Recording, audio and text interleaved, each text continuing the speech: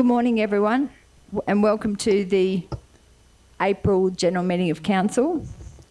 I'd like to welcome those in the gallery and the councillors and our senior leadership team, and also those listening online. We have an apology from our GM of acting GM of Finance and Livability, and we've got Craig Patch is in Kerry's place, and we've got welcome to Aaron and our CEO Mark and our lovely Helen who does the minutes. So I'd like to call on Pastor Lyle to offer prayers for our council. Thank you.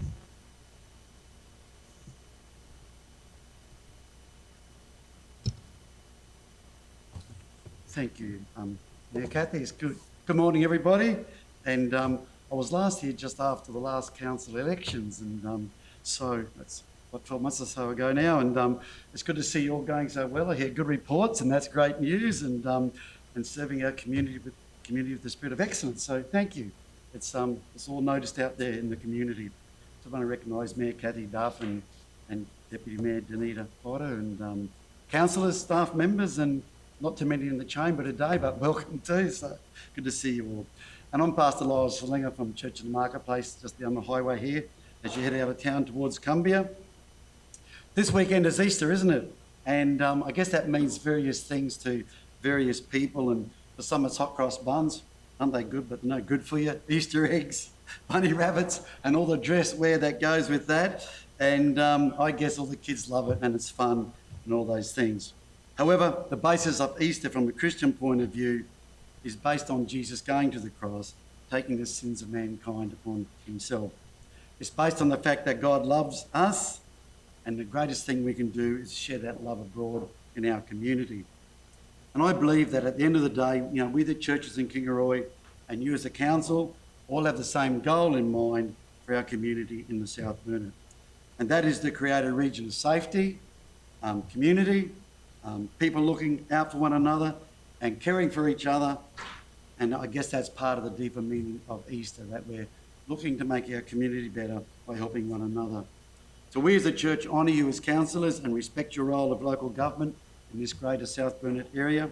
We do as a church every Wednesday night pray for you as a congregation, pray for our mayor, deputy mayor, councillors, administration staff and all the council workforce who get their hands dirty, keeping the roads and parks and everything else looking neat and tidy. It's much appreciated. I know the joke always is that the workers always having a cup of tea, over the years we've always said that, but they do an awesome job, so thank you.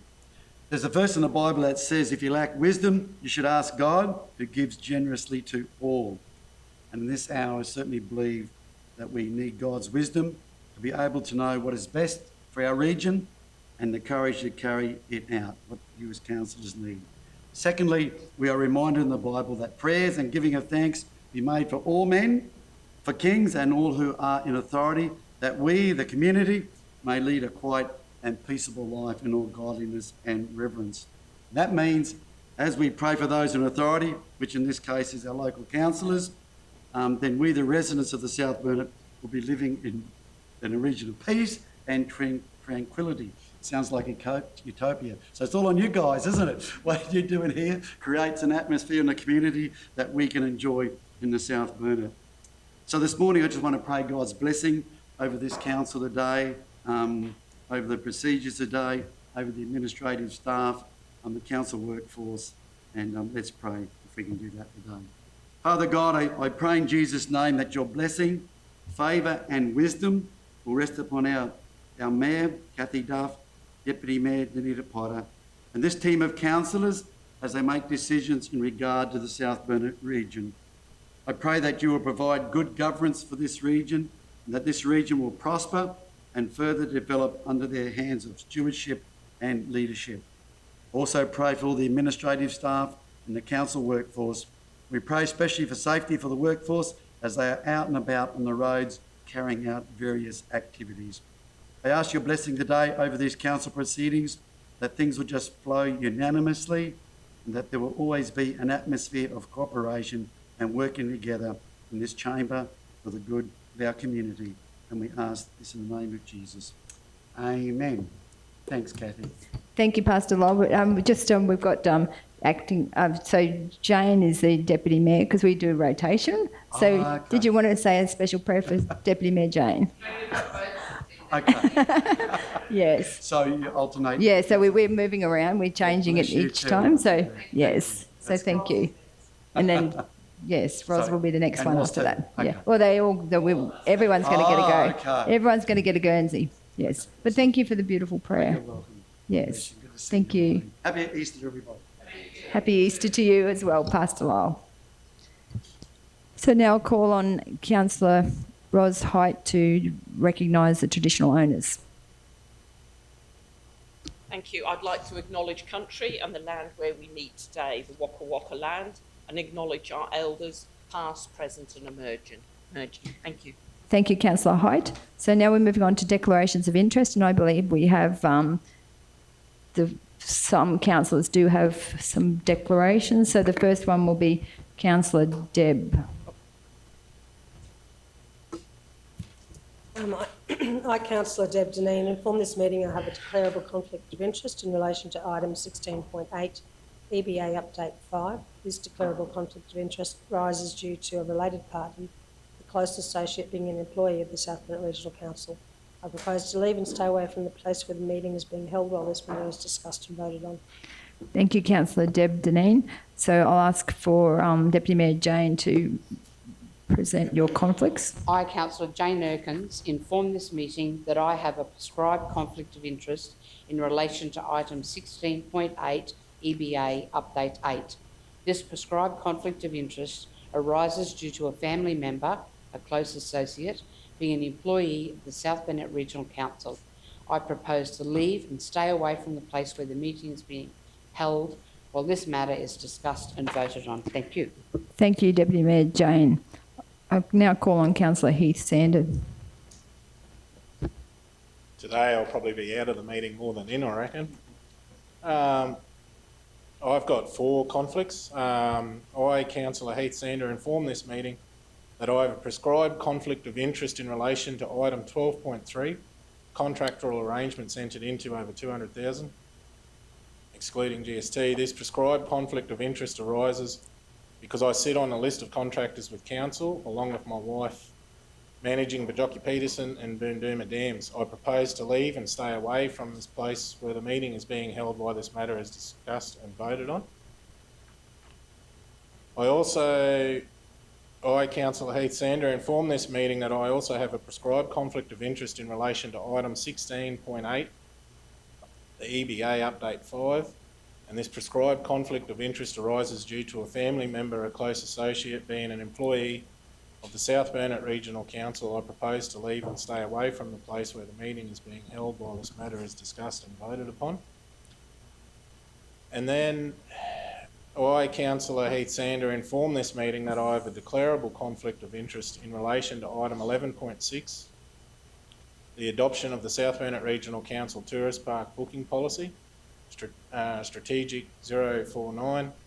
This declarable conflict of interest arises because I, along with my wife, manage Bajocki Peterson Dam and Boondooma Dams, and I propose to leave and stay away from the place where the meeting is being held and is discussed and voted upon.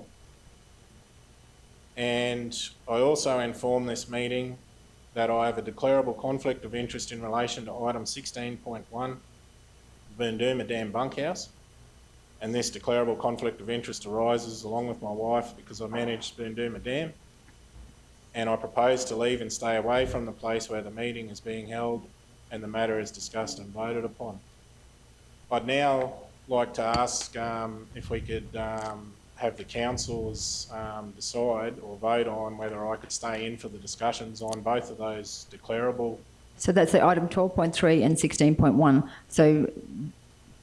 So if you leave the room, and we can decide on the items 12.3 and 16.1 because they are declarable conflicts of interest. So that gives us an opportunity to decide whether we think that Councillor Sander can have an impartial view on these and whether we think he should be in the meeting. So, Mayor, if I may, so we're probably, the standard wording, councillor has requested to stay for the discussion on the, and he has done exactly the right thing. He's made the request prior to the meeting commencing. So the standard wording on the two is his request is for the matter is voted on and not discussed. He'd like to stay in the room for the discussion. I have sought some advice about the, it is plausible, but it's, well, plausible is possible for the councillor to stay for the discussion and leave the room for the vote, but the councillors must make that decision that if they would like him. The basis of the request is because of his, and it's in the resolution, or when I say the resolution, but the information he's provided is that given the experience and understanding of the issues associated with the dam, so it's now up to the councillors to vote and decide whether he's allowed for the discussion and just leaves for the vote, or leaves for the discussion and the vote. Thank you, CEO Mark, for clarifying that. Councillor Potter? Yeah, thank you. So we can, so I just need to get this straight through you, Madam Mayor, that we either vote for him to stay out completely, we either vote for him to come in for the discussion and go out for the vote, or we invite him to stay in for the discussion and the vote. Yeah, no, the request is to stay in for the discussion. Yep. So if the recommendation, well, it's called a recommendation because that's the way the computer puts the wording, but if it's resolved not to accept him, resolved not to accept his request, well, then he's out for everything. So a defeating of the resolution would mean that he would be out for discussion and vote. Acceptance of the resolution, he stays for the discussion and steps out for the vote. But I think Councillor Potter was asking whether we could move that he actually stay for the vote. No, Yeah. I'm quite okay. Yeah. I'm quite okay with the resolution as it stands. As it stands, okay. Yeah, Yep. so I would like to move that resolution on the pure basis that his knowledge with regards to the discussion is actually quite invaluable, because he understands how it works, he understands everything with regards, especially with the booking system and the policy there. And because that's just a policy with regards to 11.6, I really think that that's valuable information that he can share with us. And with regards to item number 16.1, I believe that his information and he can share with us with regards to item 16.1 is actually going to be invaluable as well. So I'd like to move that he stay in for the discussion, please. Thank you, Councillor Potter. Someone to second that, Councillor Dineen. Any further discussion, Councillor Linda? No, sorry, I just had the thing on to second that motion. Oh, okay, yes. Councillor Hyde? Yeah, no, I'm supportive. I think his information will be valuable. Thank you. So are we ready to vote?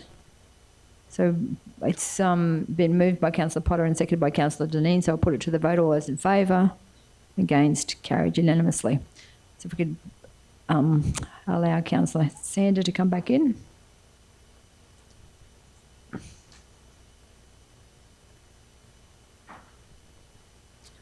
So, Councillor Sander, we voted that you can stay in for the debate and then move out for the vote on both those items. So thank you. So we're moving on to item number 6.1, which is a deputation.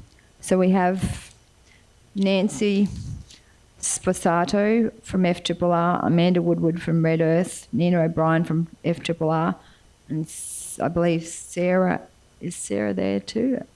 Sarah Aberdeen? No, okay. So Nancy, Amanda and Nina are deputation doing on the Red Earth Community Foundation. They're providing a deputation. So I'll hand over to whoever wants to lead this. I think you have, is it 5 minutes, CEO Mo? 15 minutes to present. Thank you. Thank you for that lovely warm introduction and good morning to you all. My name's Nina O'Brien. I'm the lead of Disaster Recovery and Resilience at FRRR, or the Foundation for Rural and Regional Renewal. We're celebrating our 25 years this year and have a long association with the Burnett. We were last in the region chatting to you face to face back in, it was 2.5 years ago now. We started these conversations with the council, so it's lovely to chat with you again. I'm joined today by Nancy Spazzato, who's the Program Manager for Disaster Resilient Future Ready. And I'm also joined by Amanda Woodward, who is the Program Projects Manager for this project in the local region and a valued delivery partner in your local region. So thank you for this precious time on your agenda. I know you have many varied matters to consider, and so we will work to absolutely respect your time. The purpose of today's presentation is really just to provide a quick update since we last spoke to you, and then thinking forward with regard to the disaster preparedness activities that we've been undertaking throughout this project. In simple terms, Disaster Resilient Future Ready is an initiative that has run across multiple states in Australia and multiple locations. It's a program that's place-based. It's designed to activate community-level grassroots disaster preparedness activities from a grassroots bottom-up approach. And we completely recognise that local government play a critical role in the formalised emergency management response. And this work seeks to bring value and really nicely dovetail into the critical work that you do as a local government. I'd like to take this opportunity to acknowledge the work of Donna Brown, who's been on our advisory group for some time now. We really value the contributions that she has made to that advisory mechanism to ensure that the work that we're doing is really closely aligned and will genuinely bring value to the work that you're undertaking at a local government level. As I said, it's a 3-year program. We're now 2.5 years into that process. We have been closely working alongside Red Earth, who've been our delivery partner in the region for that time. It's a multi-donor project. It's funded by the National Emergency Management Agency at a federal level and the Minderoo Foundation. So significant investment in your region. Total project value is nearly $3 million. So fantastic to see that investment going into your region across the South and North Burnett and to Cherbourg and to the really small localities that we've been working in across that time. What I will do is hand over to Nancy to talk about the specific types of initiatives that we've been undertaking over that multi-year period, and I'll cross back to me at the end. So across to you, Nancy. Thanks, Nina. So I'll dive a little bit into our place-based approach with DRFR to give you a sense of the initiatives that we're delivering to really ensure we are responding to place. And so since 2022, there's been community-based workshops and regional workshops, really working at that grassroots level to build understanding around preparedness, response and recovery, and to understand local knowledge and local needs. As part of that process is the development of resilience roadmaps, which basically captures all the information that has come through the program at a grassroots local community level, as well as through councils and the internal advisory body. There's also cross-community network activities, and we're going to touch on that today as one of the significant outcomes, and that was in the form of Disaster Relief Australia delivering big map events in the Burnett. And then, of course, all this work funnels into hyper-local and regional funded initiatives. So as Nina touched on, the granting pool has been 1.2 million, and that needs to be allocated before the end of this year. As Nina mentioned, that internal advisory group is also a really significant mechanism. I think it's important to reiterate to ensure that we're really working in the local context, not duplicating, etc. Yeah, and I would like to reiterate Donna Brown's contribution to the program thus far. Amanda, I'll pass over to you to dive into some of the local community initiatives that have been funded thus far. Awesome, thanks Nancy. So we're working across 6 small communities in the South Burnett. That includes Calpower, includes Cumbia and Proston. So we're working with Proston on their application and moving forward. But for Cumbia, their application has been funded. And so their application is just over $76,000, which involves resourcing their hall as a community meeting place, and also a schedule of community events and some training that's going into that community. And then in the North Burnett, we have CalPower that's been funded, again, resourcing their hall as a community meeting place. And so they have a generator and some essential supplies and things like that happening in their community. And across the other communities, we're working with working groups at the moment to work up their grant applications so that we have initiatives rolling across the whole Burnett. So yeah, and Nancy, I'll let you talk about regional. Fantastic, thanks. Amanda, so on a regional level, this is capturing the whole South and North Burnett, is a real PSEP, person-centred emergency preparedness focus that is auspiced and led by South Burnett CTC, but it's a collaboration with Graham House, based in Mergen, Live Better in Monto, North Burnett Community Services in Mundubbera, and South Burnett CTC in Kingaroy. That involves training to support staff to be able to deliver preparedness plans with vulnerable members of the community, as well as leveraging existing events to be able to increase exposure for vulnerable for those services to vulnerable people, so that they can continue to receive support into the future beyond the program. Donna Brown is also supporting this initiative with Queensland Disaster Management Arrangement training for the staff that are being trained to once again ensure that there's that dovetailing, that the PSEP awareness raising and plans dovetail with current emergency arrangements. Amanda, I'll pass over to you to dive into the roadmaps to resilience. Yeah, awesome. So the Roadmap to Resilience documents are a document that we've been working on for each of our communities, and version 1 of those roadmaps was published at the end of February, and we're working on version 2 at the moment. So they serve multiple purposes. One of those purposes is to document the journey and the outcomes of the DRFR program, and they're a work in progress. So the current version is what's happening in each of those communities at the moment.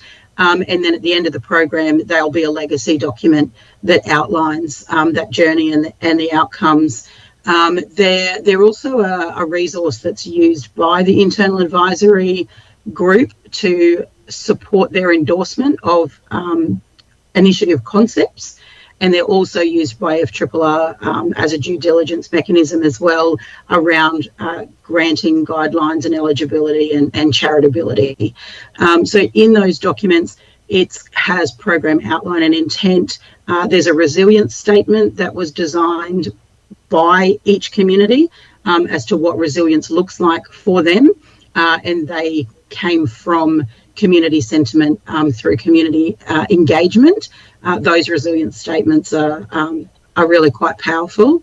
There's a summary of the community engagement and how we have interacted with each community throughout this process.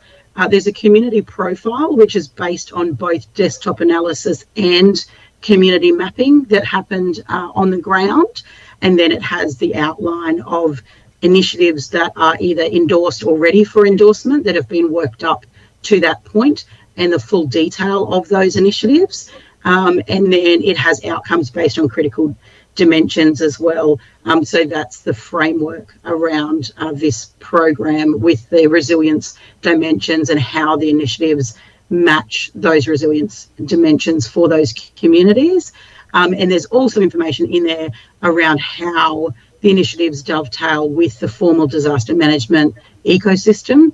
And that's something that there's been a lot of energy put into with this program, to work really closely with council to make sure that we're funding in the gaps, essentially, and working closely together and building that local knowledge with community and brokering connection between community and council as well. And at the back of those documents, there's a table that shows the initiatives that were brought up by community, which ones are proceeding, which ones have been endorsed, which ones are still in progress, and which ones were discussed and essentially decided not to progress.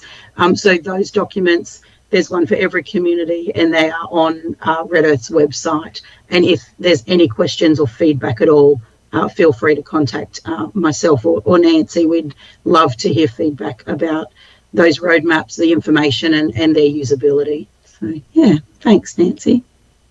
Super, thanks, Amanda. And just to wrap up, I guess our intent in regards to this deputation is we've shared with you the outcomes in regards to granting the roadmaps to resilience being one asset, and the final asset we would like to share with you is around the Disaster Resilient Australia, Disaster Relief Australia Big Map events, and the significant 15 by 15 metre catchment map that was resourced for these events, as well as a report that basically gathers all the information that took place, that was gathered through those events. Those events were fundamentally about identifying flood and fire risks. This is where community could also step onto the map, as well as emergency services and disaster management stakeholders, to share all the knowledge and to share that in relation to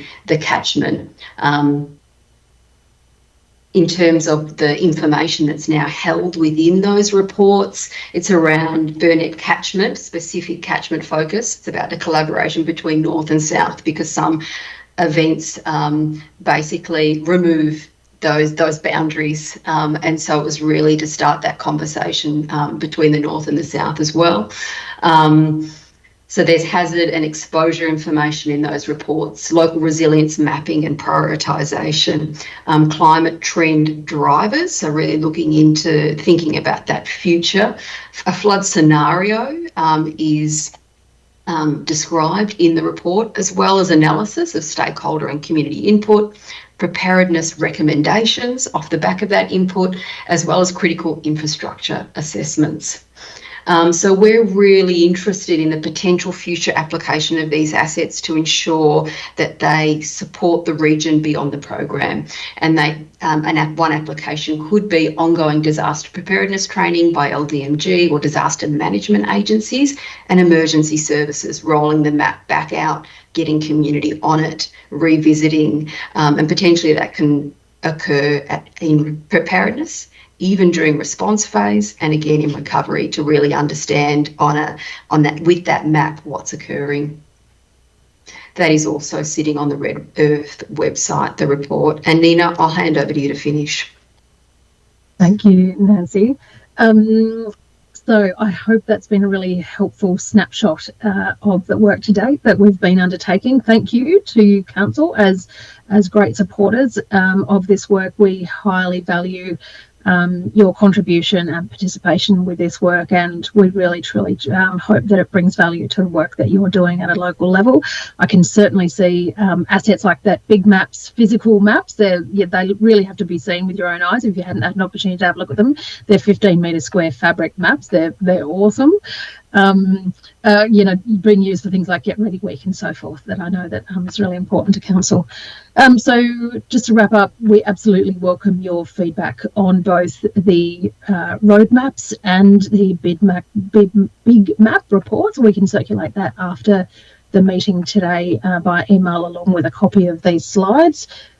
We also would highly welcome, if it's useful, a deputation to the local disaster management group, so we can share the learnings and future opportunities that exist within this work. Certainly the need for preparedness is not going away anytime soon, and we look forward to our ongoing relationship with you as a council. So again, thank you for your time and your agenda. We sincerely appreciate it.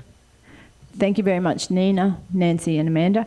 Yeah, so very interested in what your presentation, and I have stood on the big map. It's quite amazing to to see the extent of how it's been captured.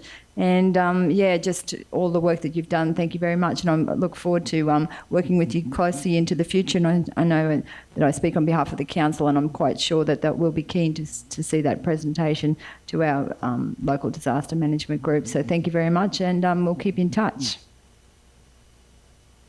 Thank you so much. See you. Thank you. Thank you. Okay, so do we need to... Okay, so now we move on to the item 7.1, which is the minutes of the council meeting held on the 19th of March. It's on page 6. So the officer's recommendation is that the minutes of the council meeting held on the 19th of March 2025 be received and the recommendations therein be adopted. So would someone like to move that? Councillor Little, seconded by Councillor Height. Any discussion? Put it to the vote. All those in favour? Against? Carried. Thank you. So now the item 7.2 is minutes of the special council meeting held on the 3rd of April 2025. It's on page 45.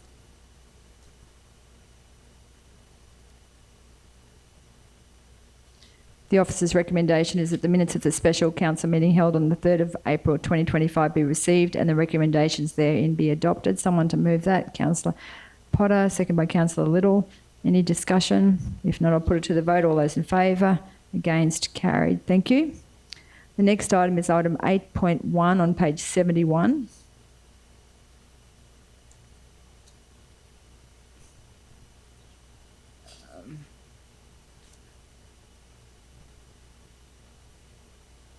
And that is a notice of motion. So we've got, I'll hand over to Councillor Heath Sander.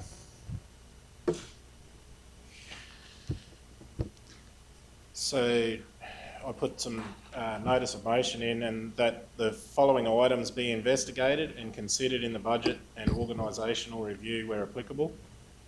Number 1 is undertake a guidepost replacement and maintenance program across the region for the 2025-26 financial year.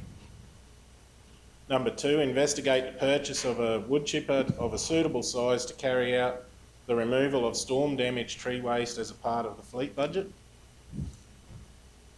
Number 3, identify which department is responsible for the regular maintenance of urban stormwater pits throughout the region and undertake a regular cleaning regime of access grates to prevent excess flooding potential from any debris that may affect the flow. And number 4, consideration for council staff to mow and maintain the Mergen, Wandai, Tingura, Kingaroy, Nanango and Blackbutt cemeteries and the large park areas at Tingura and Memarambi, referring back to previous schedules prior to engaging contractors. So Councillor Sander has moved that motion. Would someone like to second that? Councillor Erkins. So discussion. Did you want to speak to that motion, Councillor Sander? Yeah, the rationale behind the guidepost replacement program and maintenance, I was just wondering whether we could also add in there guidepost and signs. So that would be Amendment. Was it just if the mover and seconder agrees to it, it can just be added in. Undertake a guidepost and sign replacement and maintenance program. Just across the region, like I've seen multiple guideposts and that, whether it be main roads or rural roads. There's just issues with guideposts, and I believe there used to be a program in place where guys would go and do night inspections to make sure the reflectors and that are working, because I believe they're a huge safety issue on roads. And Councillor Erkins, are you happy with the inclusion of and sign replacement? I am. Thank you. And it just looks, they do form a safety part of the road program, and if guideposts and that are down, it not only looks dodgy, but it's also a safety hazard. So, and signage, like there's multiple signs that either bolts are broken or signs are leaning over and stuff like that. So just to straighten them up, it'd make it look, it's the little things across the region that people notice, and if you've got some of that stuff happening, then it's just, regular maintenance. With the wood chipper, I believe that council's purchased a cherry picker and that, so it'd just go part and parcel with that basically, and you go and, you know, we have a lot of trees and maintenance that we need to maintain either on the footpaths or in parks, and I believe that it'd be a good asset to have on council and we can utilise it when required. So in busy times during storm season and stuff like that, we can actually go in and start doing stuff straight away, and we're not overloading the contractors, and because they got their own things to do, so it'd be better of both worlds to have that on council. And the reasonable cleaning and regular maintenance of the urban stormwater pits. With the season we've just had, everyone's mowing their footpaths, shooting the grass and debris onto the road. It's washing down into the grates, it backs the grates up.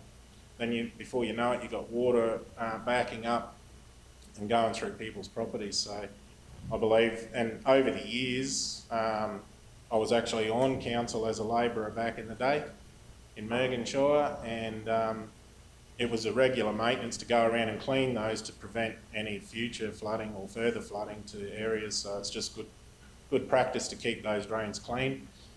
And when you sort of send in a request for stormwater maintenance, no one knows who's responsible for those grates in that department. So whether it's the town guys, the parks and gardens, or whether it's infrastructure, we're just trying to determine who's responsible for that. And to mow and maintain the Wandai, Mergan, Tingura, Kingaroy, Nanango and Blackbutt cemeteries, the growing season's starting to well, should be starting to die down now, but it's still growing, but it's probably, you know, to bring it back onto council so that we can, you know, maintain the cemeteries to the high standard that they are, but also the large park areas, like just, you know, whether we've got to put more staff on or not to do that, we just need to investigate that and see if we can keep up with those projects.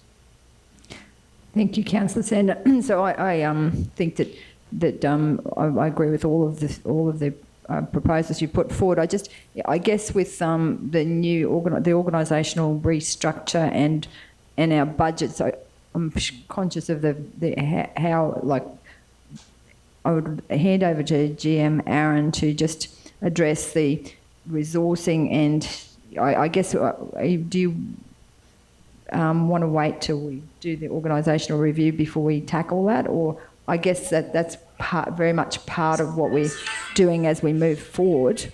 But just hand over to CEO Mark. Did you want to comment? I'll jump in, Mayor. It would be difficult to acknowledge in that it's investigate and consider.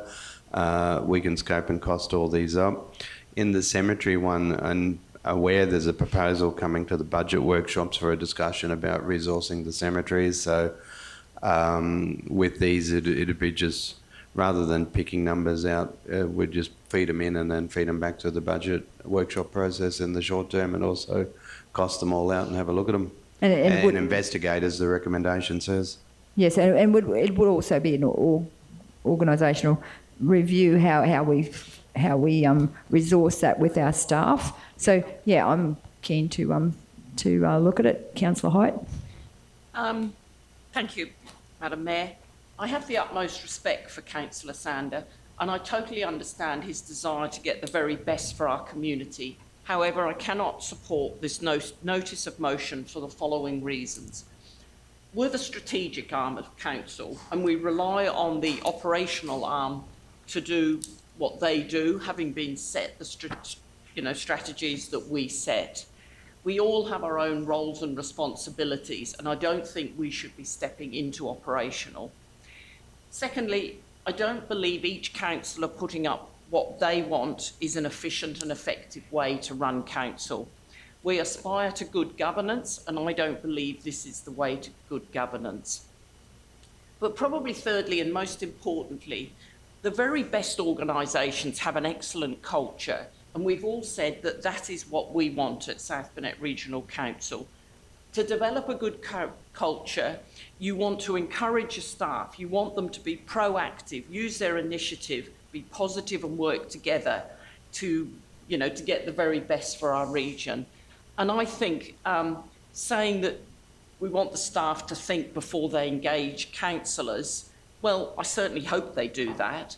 I certainly hope we don't have to say to the grader drivers, can you check the oil before doing a day's grading? Because I hope they do that. And putting this in a notice of motion, I actually think is offensive to our hardworking and dedicated staff. The other points are good suggestions, and happy to discuss them in a workshop, but I won't support them in a directive. So thank you, Councillor Height. So I sorry, but I'm totally disagree. I honestly believe that we are as board members, we set the direction, the strategic direction, and some of these are very much strategic direction because a lot of we've proclaimed to be a back to basics council. So at the moment, we are just going through a situation where, and I agree with Councillor Sander, where we're just trying to resource whether we replace guideposts or whether we can or can't, whether the signage that's been identified across our region that we need to have someone to be absolutely dedicated to just maybe doing signs. So we're trying to get organisational restructure and a budget that gets those things happening. So we need to be as a board directing the staff, these things matter to us, because some councils, they more concerned about streetscapes and fancy lights, but this council wants to see the basic stuff done. So what Councillor Sander has outlined is very much, let's get the gully pits cleared out, let's get the guideposts. It's a strategic, let's get all this stuff in order. So I absolutely don't think it is operational or having a shot at the staff. It's just giving clear direction that these are the things that matter to our council. So that's just my view. So I'll hand over to Deputy Mayor Jane. Thank you. I totally agree with what you've said, Mayor. One of the things that has really always annoyed me is driving through town and seeing signposts crooked. And I know that does upset staff. So it's not, they do feel it's a reflection on them, but it's sometimes difficult for them, when you go in there, who's actually responsible and getting them to do it. So if it is on a program to go through and do it, I think it would give staff, managers, clear direction on what we as a council and what our community are looking for.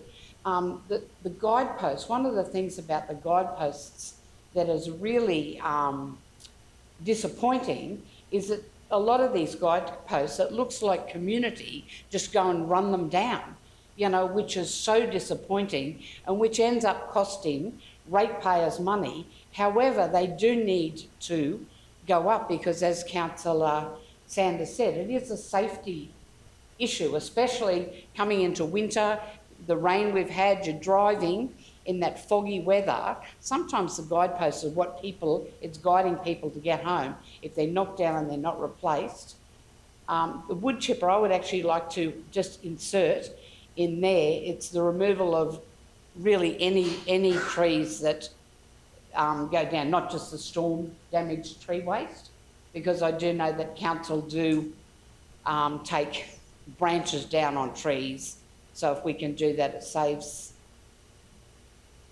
the removal of storm or any tree waste. If you just said across the region for the removal of damaged tree waste, or just tree waste. Yep, tree waste. Yeah. Tree waste. Leave out the storm damage.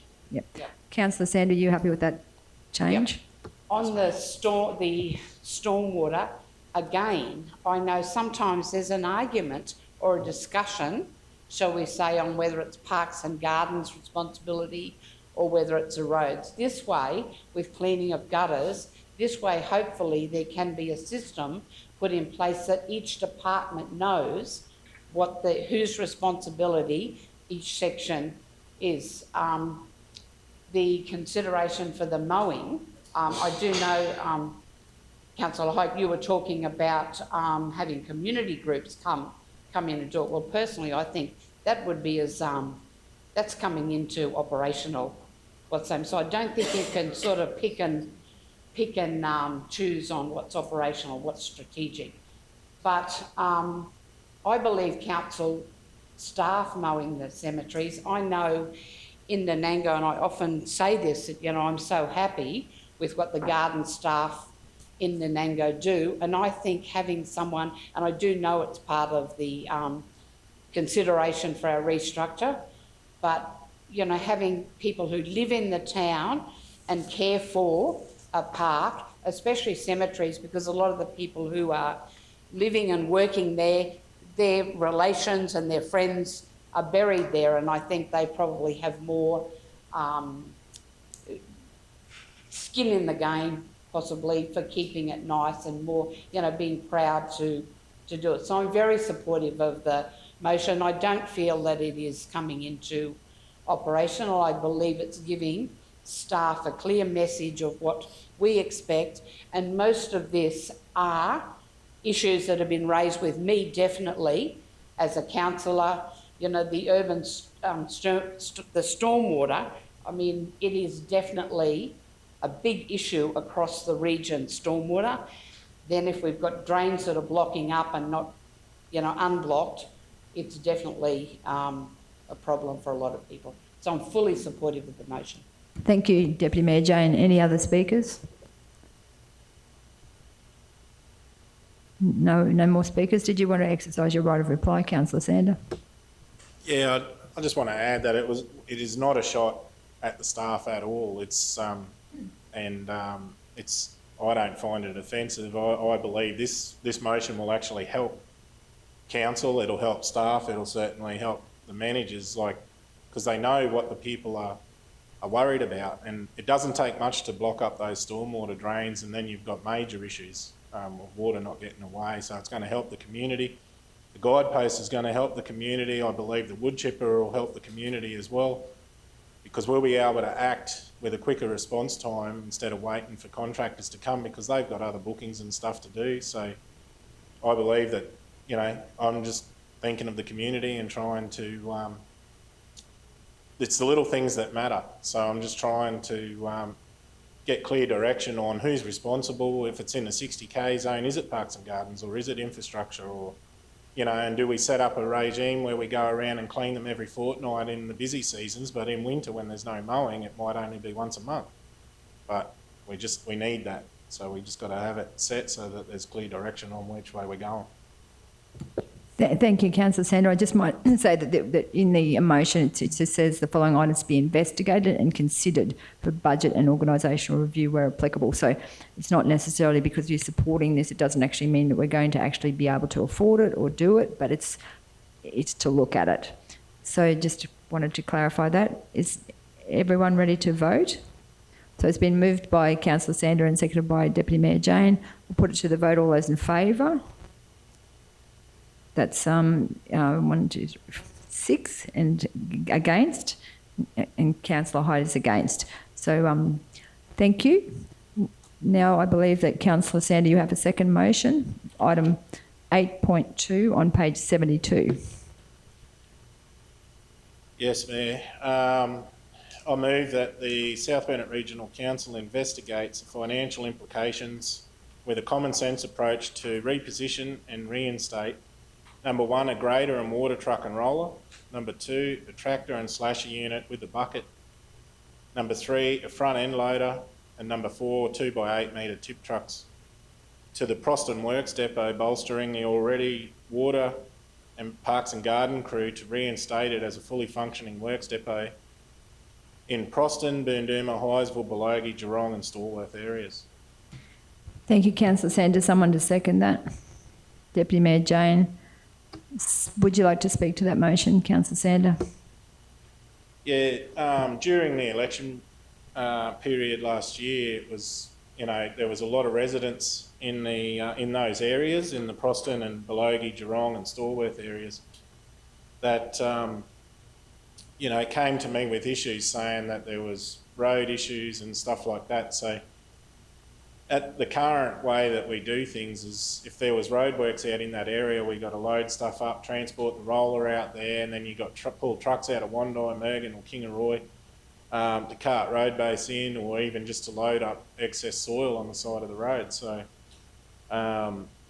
And like, I believe that the response times, even during flood times or storm damage, just to push trees off the road or whatever, and these guys in this area, they pay the same rates as people in the other rural areas in the region, and I believe that they deserve extra road maintenance or more road maintenance or quicker response times to issues. Thank you, Councillor Sander. Deputy Mayor Jane.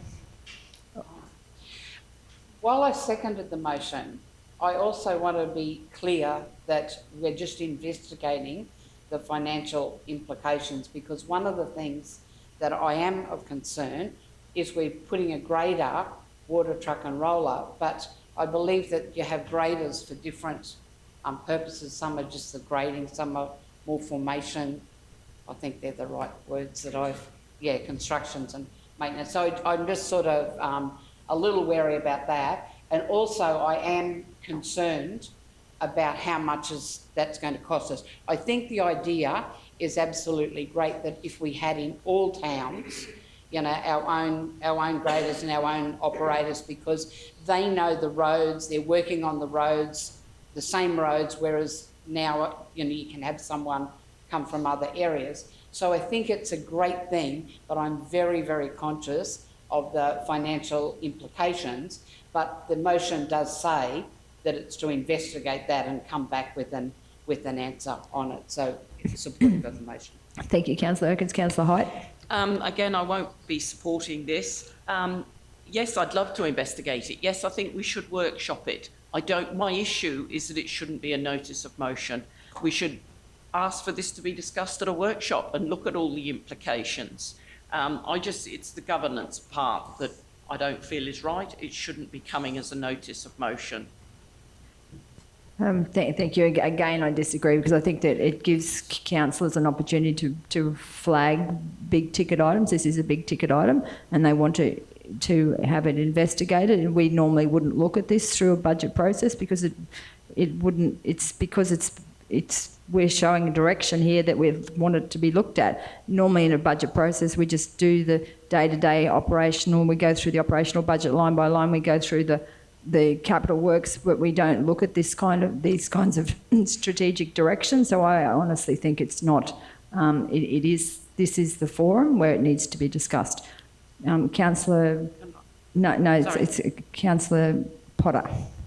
Thank you, Madam Mayor. I really hope that in our budget discussions we discuss more than what you say, because we've got a lot of other issues that we need to discuss moving forward that will affect our budget with regards to our tips and waste transfer stations, and where we go forward with that. But look, I do understand where Councillor Height and what she means with regards to this. You know, we've been here and done that before, but in a sense that we're only actually investigating financial implications. So I'm actually going to agree with this motion because it's only investigating financial implications. Thank you. Thank you, Councillor Potter. Councillor Erkins. When we talk about workshopping things, I've just found that we workshop things, and quite often it's just around and around and around. Nothing actually comes out of a workshop except information given to councillors, but not specific information. So this here, we're looking for specific information. We're not just discussing it, we're asking for council to come back and tell us whether it is possible for us to be able to do it. It gives us, when we get to our budgets, if we have some figures there that we can make decisions based on facts, not on a workshop where we haven't actually got those facts on costs. That's exactly right. So, and Councillor Potter, if you have something that you specifically wanted to discuss with regards to what you said about waste, there's an opportunity for you to put forward notices of motion in this. This is where we actually are making decisions. So this is a decision-making process.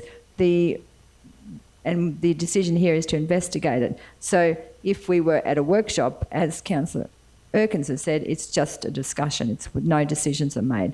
So, Councillor, any other discussion, any other speakers? If not, I'll allow Councillor Sander the right of reply.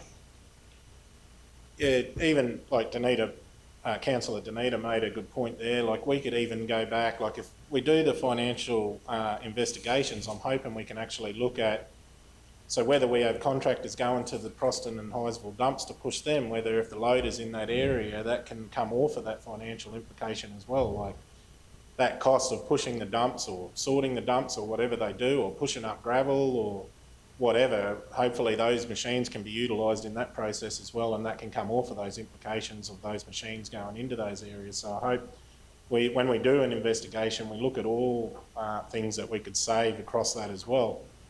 I don't understand how safety issues aren't, like with the last motion, I didn't mention that Councillor Hyatt with the safety issues of the guideposts and stuff. I just can't understand that or fathom that. It's, you know, from a council's point of view, I believe safety of our region is the highest level. So, and I'm just looking out for the community.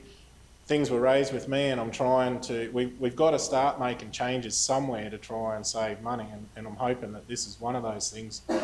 Transport's dead money. If you're moving machinery across the region, but you've already, and I'm not asking to purchase new machines, I'm saying reposition. So if we financially investigate the reposition of these, we've got them in those areas. So I'm just mindful of all the implications and the financial costs, but we're trying to do things to save money. So thank you, Councillor Sanders. So this, again, I'll just remind councillors that this is an investigation of the financial implications with a common sense approach to reposition and reinstate the Proston depot. So we're ready to vote. So I'll put it to the vote. All those in favour?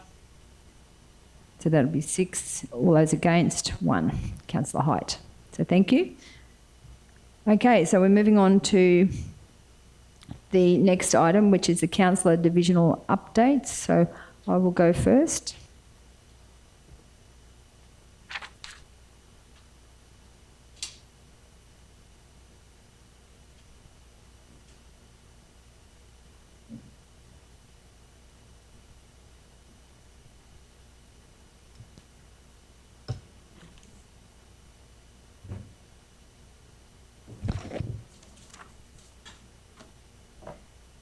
As John C. Maxwell wrote, teamwork makes the dream work. It has been a year this month since we started our term with our new team.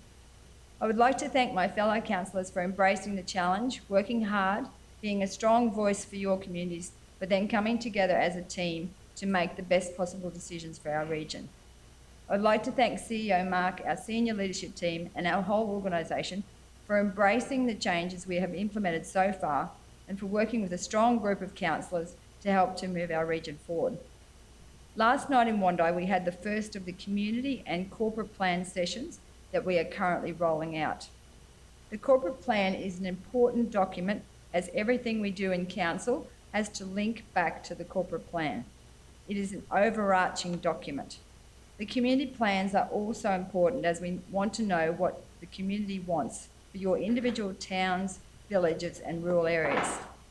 I was pleased with the attendance and the feedback that we received in Wandi, and I look forward to hearing the community feedback on these important documents as we move across the region.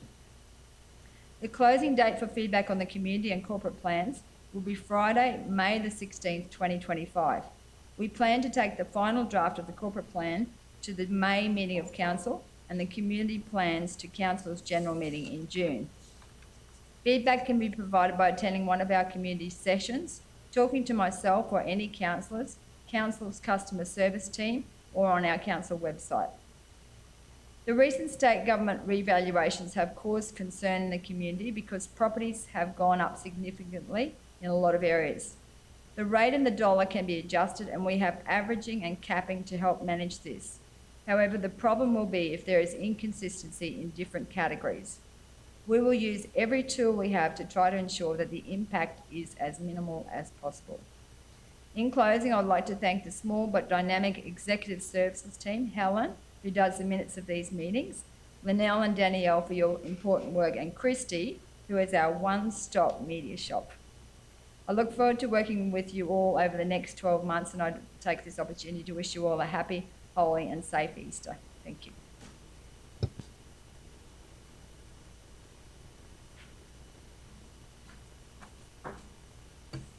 So hand over to Deputy Mayor Jane to give a Divisional 1 update.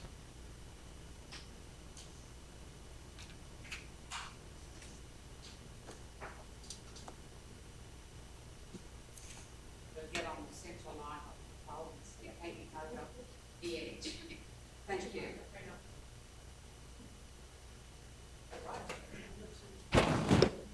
Right, how's that? Well, 12 months, how time flies. Our next program is community meetings, and I look forward to seeing a good number of Nanango and Division 1 residents to give feedback on our community plan. This is the blueprint for future projects in the town and division. It would be great to get some from outer areas, as in Wattle Camp, to come in and give their idea of the direction that they would like council to take. We have a number of these communities, and I'm conscious that they do not all use Nanango as their point of shopping, so it's sometimes difficult to keep in contact with them and get their ideas. I do attempt to get out to some of these places in my old motorhome, and will continue to do that so that you can come and give me feedback there. I do hope, however, that you will come into the community sessions and give your opinions on our future. I recently attended an inquiry on lack of volunteers nationally, and I would like to urge all community members who have the time to consider volunteering. This is a great thing to do, and you can certainly make some good friends and contacts. It's a great way to meet neighbours, and I urge you all to have involvement in your community. There are organisations such as the Rural Fire Brigade, the SES, school committees, sports committees, service organisations such as Lions, which are all great organisations and are desperately looking for volunteers. I think everyone knows that one of the things that I'm quite passionate about is community and keeping community together. So as I said, this is an excellent opportunity to come in on the 14th of May. Will be Nanango's at the Taras Hall in Nanango. Is Nanango Division 1's opportunity to give their opinion, and that also takes in parts of Councillor Little's Division 2. So please come in to the RSL on the 14th of May and give your thoughts on where you think we are headed, for the future. Thank you, happy Easter, safe travels. Thank you, Councillor Erkins. I'll hand over to Councillor Linda Little for Division 2 update. Thank you, Mayor. I've written my speech on smaller cards today because feedback I've received is talking too fast and not looking at the camera enough. So let's see how I do today. So good morning to everyone in the room today and listening at home and watching online. So I'd like to start today by giving a quick roundup of the past month since our last council meeting. So just after the meeting, I attended the South Burnett Suicide Prevention Working Group meeting, where we finalised the Walk for Hope details and then participated later in the month at the 4 park runs over the South Burnett. I attended and volunteered at the Brisbane Valley Blackbutt Rail Trail end, where we had a very small but committed group of runners and walkers for Park Run, who all got dressed up in yellow and thoroughly enjoyed the cake at the end of the morning. So I also, during this month, attended the Closing the Gap celebrations hosted by Darling Downs Health at the Kingaroy Hospital. And that was a really fabulous day, showcasing lots of different services, and the Waka Waka dances were amazing. The little young fella who dances with them is such a joy and brings a smile to everybody's face. This was followed by attending the Lifelight Dinner Under the Stars dinner, where a group of us Blackbutt Lions got together and decided to participate in the Best Dressed Table competition, which I'm happy to report we won hands down as the Best Dressed Table for the night. My mother, Colleen, doesn't really quite understand how auctions work and proceeded to bid on every single thing with the hugest enthusiasm. And our Lions Club ended up donating well over $500 on the night by winning some of those auctions. So it was really funny, and yes, we had to get her to put a hand down a few times and let somebody else have a turn at getting one of those auction prizes. And a very big thank you to Kingaroy Rotary Club for putting on the Dinner Under the Stars and supporting Life Flight. I'm pretty sure there was a very good amount of money raised on that evening. As Jane mentioned, we got together earlier in the month, last month, and we attended the Bunya Mountains Dingo stakeholders meeting. And then we went off on our little jaunt to Toowoomba with the intention of just being observers at the volunteering in Queensland community feedback sessions. This was hosted by the Queensland Government and chaired by Mr. Lister. Can't remember his first name. But anyway, so this was really interesting listening to what everybody else in the volunteering world was talking about, and the struggles that they have with keeping and actually recruiting volunteers. So not enough volunteers are helping out. There's too much regulation and paperwork, and the rising cost of insurances is really hampering volunteer organisations in this day and age. Also, being able to attract younger members to put their hand up and do some volunteer hours. So what we experience here in the South Burnett with our volunteers is really just happening all over the state. So it's not just here at all. So there's a lot of red tape nowadays in community organisations, and that was the feedback that was coming up there. So whilst we were meant to be observers, Jane did put her hand up and go and ask if she was allowed to participate. And yes. So, and I will report that Jane passionately and honestly spoke about how hard it is to get volunteers and how it is impacting already our overworked community groups. So I've also attended 9 community meetings at different venues around Division 2. It's a great way to keep up to date with what is coming up over the next couple of months. Now, I'm probably going to get a little bit controversial, but anyway, I think I was pretty quiet and didn't respond to some recent things on social media.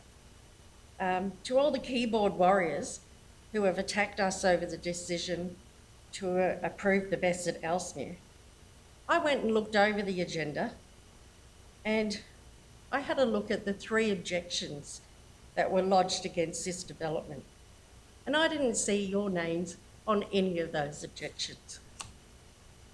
It is all well and good to be unhappy about decisions after the event, but everyone had the opportunity to object to the development during the notification period.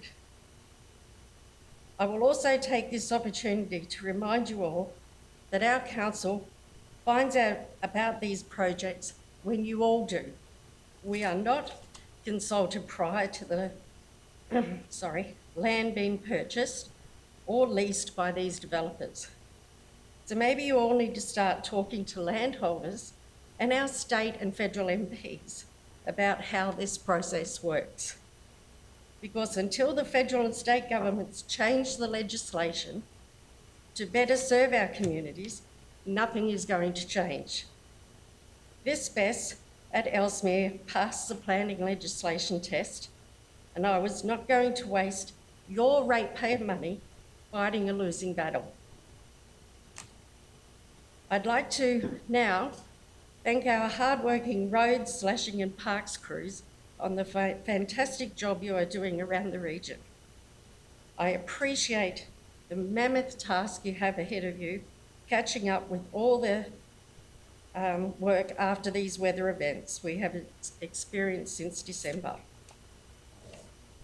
The next community meeting will be held next week on Tuesday, starting at 1:30 to 3:30 at Maidenwell, and then we're all going down to Blackbutt, 5:30 to 7:30, and I'd like to see as many of you there as possibly can. I would like to finish by quoting a saying I tell my kids often.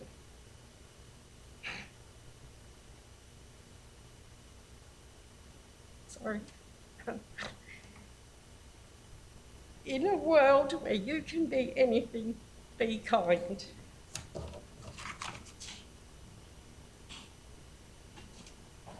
Thank you, Councillor Linda, for your passionate presentation there. We really appreciate all that you're doing, and it's obviously sometimes it can be a challenging position, and I agree with you on the keyboard warriors. They do that regularly, but they probably don't always step up and front up when it really counts. So thank you for what you do. Keep up the great work. Councillor Potter, Division 3 update. Thank you very much, Madam Mayor. First of all, I'd like to say, look, during the last month, we've had a lot of meetings in this very room with different staff members with regards to budgets. We've had many community meetings. We're still doing the flood damage works, and infrastructure's working really hard in that space.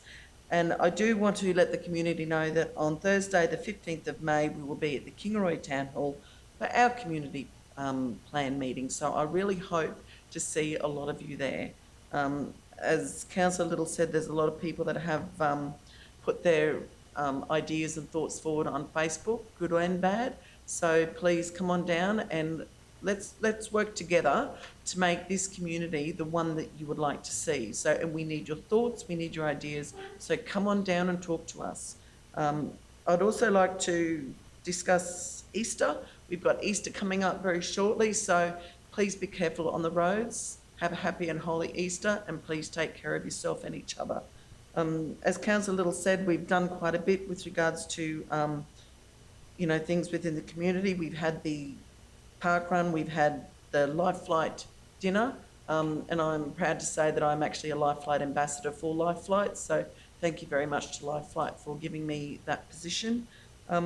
We've had South Burnett Partnerships for Kids meetings. We've had the South Burnett Suicide Prevention meetings. We've had the park run not pinking up. Park run was for suicide prevention, so thank you everyone who attended. And I'm sorry to Councillor Height, because the one park run that you missed, we had cake. Yeah.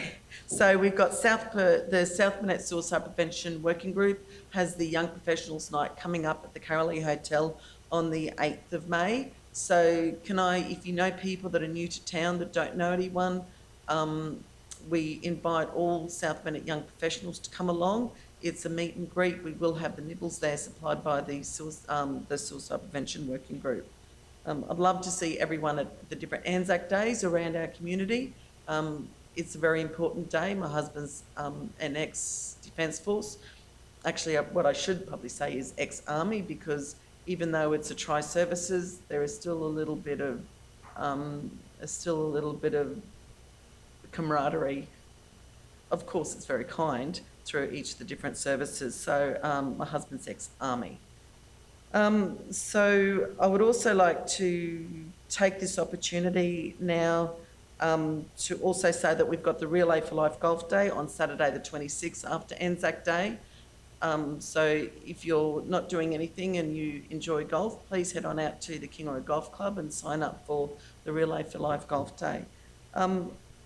The last thing I just want to add here is that I just want to sincerely thank the staff in emergency and the staff at the Kingaroy Hospital, and also my fellow councillors for filling in for me.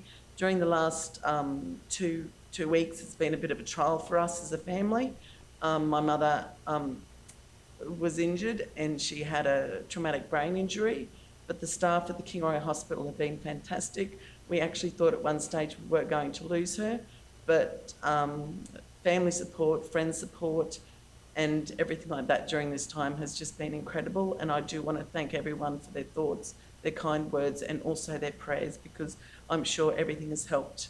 My mother is now back home. She is recuperating and resting still, but from where we were when we were told she may not make it to where she is now is just incredible. So thank you very much to everybody at that Kingaroy Hospital, whether you served her meals, cleaned her room, or looked after her and with her medications and everything. I just want to say thank you, because you are all incredible.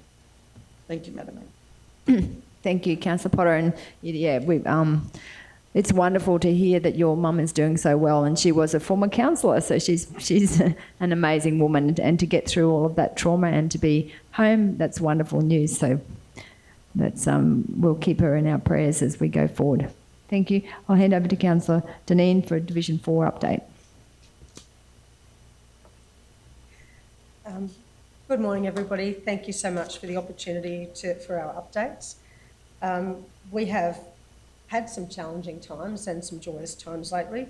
Love working with this group of people, maintaining the roads, upgrading them, getting to go to different things. Like I go to the South Burnett grazing community meetings. I'm the council representative there, but I get so much information from them. It's fantastic. Coming up now, we have huge Anzac Day services in the region. Every community, I think, has something happening on Anzac Day. I know when you look at our schedule as councillors, they are quite busy. I think we start about 4:30 and it'll be a joyous day. And Danita, yes, I have one former Navy son and an Army son. I understand exactly what you mean. On Anzac Day, over that weekend, very big weekend, the South Burnett Rail Trail has their weekend in Wandai, which is shaping up to be absolutely amazing, especially with the donation of an enormous amount of poppies crocheted by a lady that's in an aged care home, and that's going to be beautiful. It's just going to be such a special event. Then we all get to go to the races as well in Wandai, and that's always a wonderful day. And in saying that, coming up in the South Burnett, we have Wandai races on the 25th. Next to the South Burnett is Jindawi races, who are this. And talking about volunteers, we have many volunteers in the South Burnett who look after Jindawi, so I kind of just slipped it in. Then we have Burren Down, a very special race meeting that I have been to quite a lot of times, and it's wonderful. Then we have the first Nanango races for this year coming up on the 17th of May. I would like to say a huge thank you and congratulations to Wayne Hancock and his committee for what they've done to get this on track, and we're looking forward to a great race meeting there. Easter is like days away, and that's just, you know, there's lots I love about Easter. Mostly it's family, mostly it's being able to just connect with your family and your community. So it'll be a great Easter. Especially a safe Easter. So can everyone just drive that little bit slower and just take those, you know, a few more breaks, because Easter is a scary time for emergency services and we want them not to be busy at all. I just want to touch on what Councillor Little said. I'm really lucky. On social media, all I see is horses, because that's all I like looking at. But when the others alert me to some of the feedback that they receive from just a very tiny few people, it's quite scary. You know, they say really nasty things. You cannot believe what a great team we have here. Our mayor is the most passionate, driven person you could imagine. She understands, she includes, she talks about, to the nth degree, every single decision that is made, and she takes everybody's opinion on board. We have a group of councillors that are so diverse, I mean, seriously diverse, but just amazing. And then look, we have CEO Mark, who just looks really quiet, but has incredible passions. One of them's the South Burnett, so we're very lucky that he has that. Look at our general managers, acting general managers, our frontline staff that sit out there and occasionally have people walk in and actually be horrible to them. Like, seriously, the vast majority of our ratepayers are wonderful, grateful people. Those few that really don't understand, don't get it, they're not at the Rotary things, they're not at Lions, they're not there helping people, they're sitting behind their keyboard. We actually don't think that they're very helpful at all. What we think is helpful is this amazing group of people who just work so hard. You know, our people, you stop and have a chat to the guys out and girls in the parks. They're really passionate about what they do. They try and work so hard. So I want everybody to be as grateful as I am for this role, because we're blessed to have this. We're blessed to have a great council. We're blessed to have a great team. And we're blessed to live in an amazing region that is so beautiful. So thank you. Thank you, Councillor Deneen, for that passionate address, and I'll hand over to Councillor Heath-Sander to give a Division 5 update. Once again, I come fully prepared. I'd just like to welcome everybody here today and online. And what the last 12 months has taught me is that you can't please everybody. So and sometimes I can't be pleased. But what I've worked out is that it's a democracy. So there's one event on this weekend which I didn't agree with and I don't agree with, and it didn't even have to come to council. That's what I want to point out. The way that it is done, it's done legally through a temporary event permit. And so I just want to point out that us as a council knew nothing of it until the public knew about it. So, and then we have to deal with the implications of it. But one thing that our planning department did is put stipulations in that permit that I hope will keep everyone safe, and for the patrons and the other people in the area. So we went out there on Monday, and I just want to let everyone know in that area that it's run a lot more professionally than the previous events there. So I just want to stipulate that. My mind was put at ease a little bit, but I still have concerns. But like I said, it's a democracy, and that's the way it is. So we're not going to agree on everything, and I think that is what makes us a good council, is that we can voice our concerns at each other. We can sit in here, we can argue over, the other day it was an hour discussion over a $15 an expense. So that's just the way that it works. I've worked out now that sometimes I've got to suck it up and just get on with it. But the one thing that I want to point out to the region is that we, as a council, we all have what we believe is in the community at our best interest. So I also want to say that people come at us with roads and other problems and stuff like that. We are working on those things. It was good last night, one of the residents at Wandai said to me, "Have you seen that large pothole on Bayou Road?" And I said, "Is that the one near such and such, near this driveway, near that?" And he goes, "Yes, it is." I said, "Yes, it's already been put in. I put that in last week, so it should get attention shortly." So we are out and about. We don't just attend events and get photos, even though Kathy tries to snap us at every point she can. And I'm probably more of a hands-on person. And coming from business, when you see something that needs done, you go and do it. And that's one of the biggest things, and I've said it over and over again, I struggle with in council, because there's policies, procedures, and then legislation that you've got to follow. The employees aren't directed by us, they're directed by the operations side of things. But we can deal with that we can go through the general managers, and then they implement it operationally. So we're learning. I don't have all the answers for everything, but I'm trying. I was given a book for Christmas by the other councillors on how to win friends and influence people. So I have read the book. I'm learning. And, but the other day we were given a list of defects on our roads across the region, across the the 6 divisions. And I still believe that's not a true and accurate, that's the initial uptake of defects on the roads. And there was probably 30 items on each page, and there's 123 pages. So that's just indicates to the residents of the South Burnett is that our guys are out there working. We try and, you look at yourselves, if you're at home and mowing your yard, look how hard it's been over the last 6 months to maintain that yard to the pristine condition that you usually keep it in. These guys are mowing 900 acres, or hectares, I think it is, 906 hectares. So, you know, I get frustrated too, but our staff are doing a wonderful job.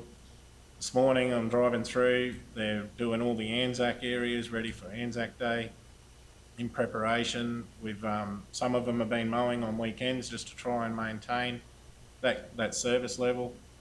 Over the next 12 months, we're going to have some big decisions to make over waste is one of them, roads is another, but we'll get there and we'll discuss it as a team and we'll come through it. And we're not going to make everyone happy, I know that, but I do urge people on social media. I was one that put up the post because I could see the effect. It wasn't directed at me. I could see the effect it was having on my fellow councillors, so I had to say something. I'm always one to front people. You go up, you talk to them. Most times you can talk, you know, you can solve situations by sitting down in a room and talking about it. As an ex-nightclub security officer, you know, I believe that you can solve 99% of the issues by sitting down and talking about it without legal matters or violence. So, you know, there is that. We have people coming in here, you know, I've had to talk to people out the front when they come to the front office, but it's the way you talk to people and approach them, and it's not going to get you anywhere. Going off at councillors and going off at council staff is not going to achieve anything. I believe you need to have that bit of respect, and we have that respect for you. We'll sit down. If you've got any grievances with any of the councillors or whatever, and if you don't think that you can talk to them, come and talk to me. I'll sit down, I'll talk to us, I'll sort it out the best we can and try and solve the situation. So I just want to put that out there. I want to wish everyone a happy Easter. Drive safely, as the other councillors have said. Enjoy time with family and drinks, but drink responsibly. And looking forward to the next 12 months. Thank you, Councillor Sander. I'll hand over to Councillor Hyde for the Division 6 update.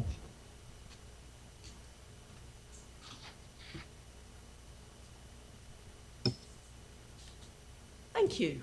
Okay, Division 6. I'm between everybody and morning tea, so I'll try and be brief. Okay, a couple of things happened in Division 6 in the last month. The Geelong Big Scrub Garden Club celebrated its 40th birthday, so always enjoyable to share the morning with them. And exciting to be planning some upgrades to Geelong prior to their school centenary in May. As a few people have mentioned, the roads crews have been really busy doing the emergency works after the floods. Many roads impacted by the floods, and to get funding from state government, we have to go through a huge number of hoops, and as Councillor Sander mentioned, this 123-page document, which is incredibly time-consuming because it would be quicker just to fix the pothole. But if we want to get the funding from state government, we don't have to cut red tape, we have to cut the red blanket. The Wondai Crime Watch group are pleased with the reduction in crime lately, and we're always keen to encourage residents to be more vigilant and take steps to increase the safety and security of themselves and their property. A few people have mentioned that the Wondai kicked off the corporate plan and community plan consultations, and it's always good to interact with groups and get some good feedback. A couple of things that are coming up. The Wondai Community Share Group are keen on starting a community garden in Wondai, so exploring options for that. This weekend is the Wondai Garden Expo, and that's always huge for garden lovers, particularly after all the wet weathers. And the following weekend is the South Burnett Rail Trail Users Group in partnership with Bicycle Queensland's Weekend in Wondai, bringing 200 peak riders to our region for 3 days to enjoy, and hopefully they then come back again and enjoy our region. Anzac Day coming up soon, and that is always huge. Now, I wasn't going to comment on the battery storage system at Cumbria, but after Councillor Little's comments, I think I will add to that. There were some very unpleasant Facebook anonymous comments, which were uninformed, offensive and derogatory. And in fact, the keyboard warriors make themselves look like fools because they haven't read the information. They have absolutely no idea what they're talking about mostly. Councillors are human and do have feelings, and this is the most dedicated and hard-working team I've worked with. There is nothing hidden and secret in what we do. If you want to know about the battery storage, I should have counted how many pages. I think there's about 100 pages on the agenda on the website. You can read everything about it, then make your comments. But don't say things like, it's not going to affect our councillor's land valuation, so she doesn't care, because that is not true. So I encourage people to read the information, or talk to a councillor. We're all very approachable. Then if you want to get on Facebook, make an informed decision. So in closing, I wish you all a very happy Easter and drive carefully. Thank you. Thank you, Councillor Hoyt. So 100% agree with all of those comments that the councillors have said about the keyboard warriors and Facebook, and making sure that when put posts up that they are correct at least. So morning tea time. Would someone like to move that we adjourn for morning tea? Councillor Little, seconded by Councillor Hoyt. Put it to the vote. All those in favour? Against? Carried. Thank you. We'll adjourn and come back in 15 minutes.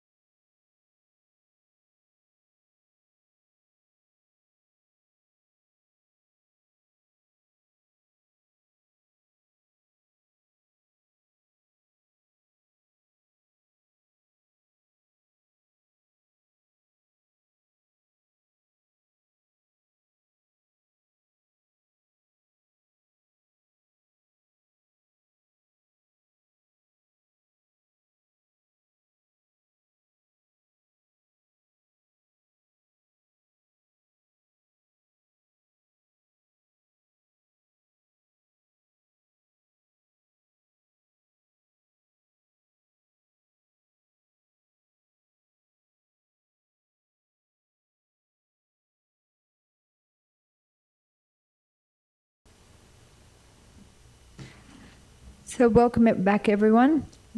Would someone like to move that we resume the meeting? Councillor Height, second by Councillor Little. Put it to the vote. All those in favour? Against? Carried. The next item is 10.1 on page 73, business outstanding table for ordinary council meeting. Are there any questions? Councillor Little. Thank you, Mayor. So this is a question for the CEO. The formation of the Stakeholders Committee for South Burnett Biosecurity Surveillance Program. Just wondering if there's been any progression on putting together a committee from the grazing, cropping and hay silage industries as yet. Thank you, Councillor Little. What page was that on? Sorry, that's on page 77. 77. General Manager Aaron, are you able to answer that? Yeah, I'll just have it's actually in my name, that one, Council. I'll take that on notice and follow up with Manager Leanne when she returns from leave on Monday to see what progress has been made. There is a note there on the 4th of April that they've sent a letter to the Cherbourg Community Council to meet and discuss future representation on the Stakeholder Committee, but I'll just check the progress of those other items. I would imagine they would form the committee as part of developing a terms of reference, so I'll get an update from you from Leanne on Monday. Thank you. Yep. Tuesday, sorry, Monday's a day off. Yep. The not sure if anyone else's microphones are very sticky on the buttons today. So again, they've been randomly turning on and off. So just They need a holiday just be warned. But the other part of it was, Councillor, is that we have had with Aaron's team and recovery and the our local disaster officer Donna. We've had to sit down and talked about the environmental committee and the overlapping and how we'd make that work. So there's planning started for including the biosecurity committee into the environmental recovery subgroup as well. So that's occurred since the last meeting. Thank you very much. Should I just go through all of my ones while my light's on? Yeah, well, yeah. You have the floor at the moment. Yes. Thank you. So through you, Mayor. Aaron, this is another one for you. I had a question on notice from the last meeting for the Memorandum waste transfer facility. When will it be completed and ready for the residents to use? Actually, Linda, can I answer that one? If you please. Councillor Hyde. Because Manager James has been in touch with me and we're going to have a meeting to implement it. It is going to be challenging because everybody in Memorandum's got used to the fact that you just go and drop your waste whenever you want, and they're going to have a swipe card. So, the implementation will be a bit messy. In a perfect world, it would be great to have left it 24/7 open, but unfortunately we have to have the gates. So, yeah, I will be working with him, and I just ask the community to be patient during this time because we will be implementing swipe cards, but it may be a little tricky during the implementation. Thank you for that, Councillor Hyde. General Manager Aaron, did you want to add to that? No, you're fine. So my next question is, again, to do with the flying foxes in the Blackbutt area. And we did mention that we would like to see a letter sent to the relevant minister and head of department for them to come out to Blackbutt and speak to the residents directly about the impact of the flying foxes at Blackbutt. I'm just wondering if that letter has been sent. I can answer that. Yes, it has been sent from myself, from the Mayor's office. Yes. Lovely, thank you. That will do for me. Thank you, Councillor Little. Any other questions? Business outstanding, Councillor Potter. Thank you, Madam Mayor. With regards to the Kingaroy Cemetery, on page 79 was my question on notice with regards to where that particular one is at, but on page 90 is the Kingaroy Cemetery itself, the expansion thereof. The last update there was the 15th of January, and as I asked in my question on notice, I just want to know where that is at this point in time. So, General Manager or Councillor or CEO, who wants to answer that one? Eeny, meeny, miny, mo. Eeny, meeny, miny, mo, yeah. There's been letters, engagement, there's been the GIS surveys being done out there. It's progressing quite well. there will be a follow-up report, I believe, will be brought back to the council as far as actually not in the very distant future. Councillor Potter, are you happy with that response? Yeah, I just, because I know we're working with other entities out there and organisations, and I'm just making sure that, you know, we're doing land swaps or buying land out there, and whether everything is working towards that, because I know there's an issue with one block of land and with a waterway, and I'm just wondering, you know, that I just need to curious to make sure it's all on track. Yeah. So moving forward, can we keep Councillor Potter briefed on the progress, because as has been mentioned before, the divisional councillors need to be across all of these issues, because the community keeps coming back to obviously Councillor Potter on this particular one. So CEO Mark, did you want to comment, or General Manager Aaron? Oh, yeah, Mayor, we're happy to keep the council. There's a lot of mechanics going on as far as the mapping and that, so there's probably not a lot to tell at the minute, but yeah, no, absolutely. Happy to. Thank you. Councillor Potter, are you happy with that? Yes. If you're kept briefed as the divisional councillor? Thank you, Madam Mayor. Thank you. Mayor, if we may, and certainly understanding Councillor Potter's a divisional councillor, but with Councillor Deneen as well. Yes, and absolutely. Kingaroy, so, because no doubt both of them will field questions. Councillor Deneen? So who was next? Just the light. So Deputy Mayor Jane. Thank you. Through you, Madam Mayor. I know that there's talk about what's operational and what's strategic, but sometimes it's a little frustrating, because on the 22nd of the 11th, 2023, there was a motion moved in council about car parking. So this is on page 92, about the car parking. So I'm pleased to say that I did go for a drive around with a council staff member on Monday to organise where we wanted some signs to allow more movement of traffic in the streets. But in the time it's taken for this to be implemented, there are businesses gone, there's new businesses come. You know, it is pretty frustrating. And one of the reasons I do bring it up about my frustrations is because you may have seen for April Fool's Day, we did the parking meters in town, and while we caught a few people, our town planner being one, there were a couple of people, and only a couple, but they really thought that I was making light of a parking situation in the town, which is much needly. And I did cop from one particular person a lot of bad press on the fact that, you know, the parking was so bad you couldn't get a park, and that I was personally held responsible for it.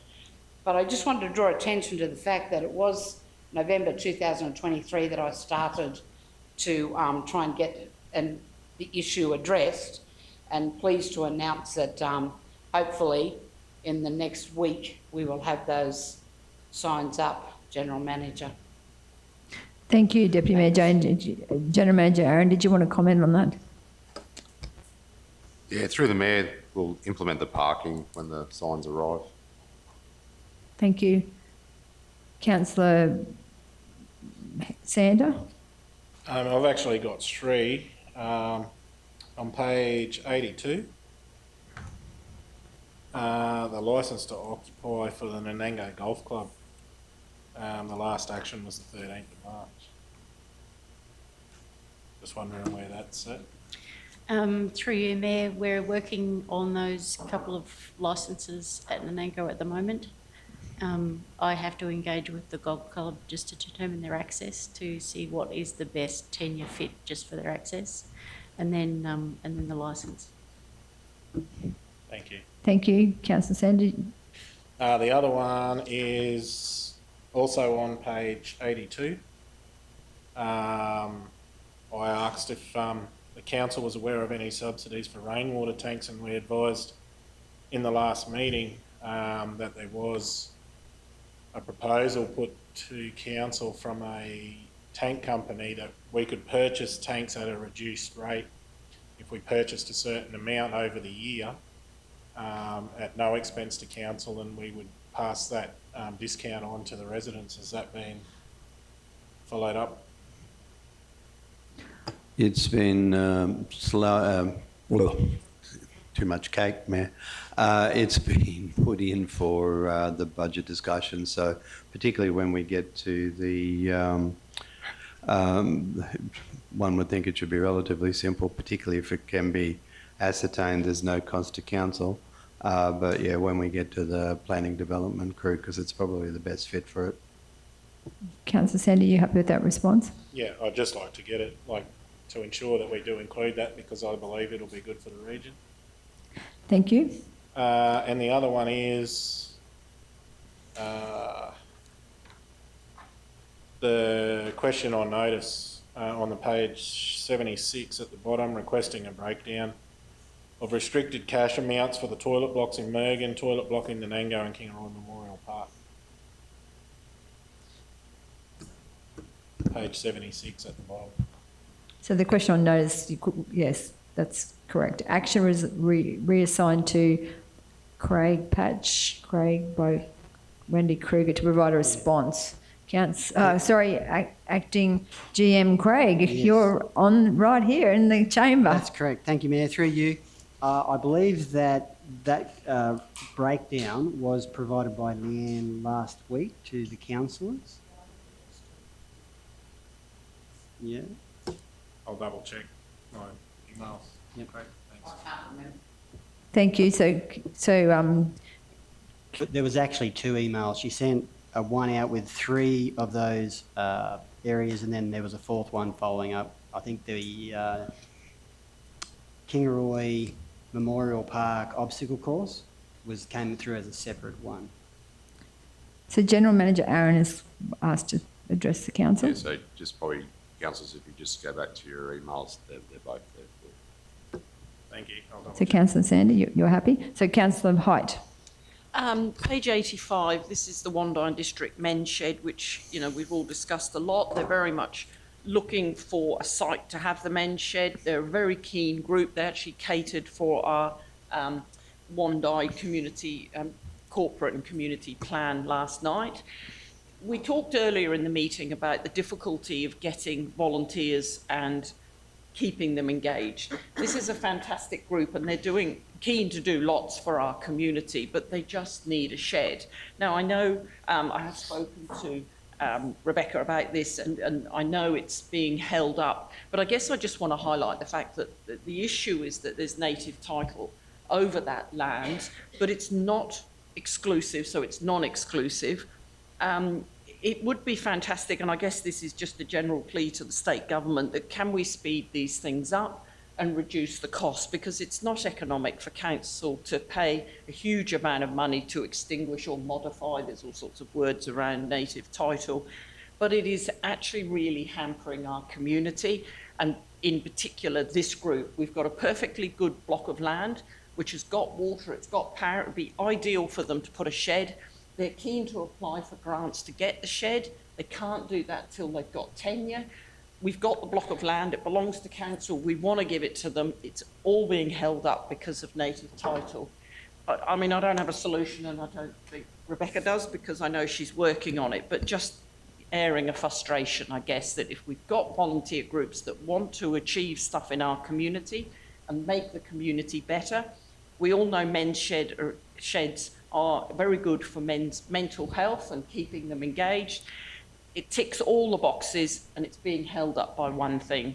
And I'd just like to highlight that this is an issue, and I don't know what the answer is.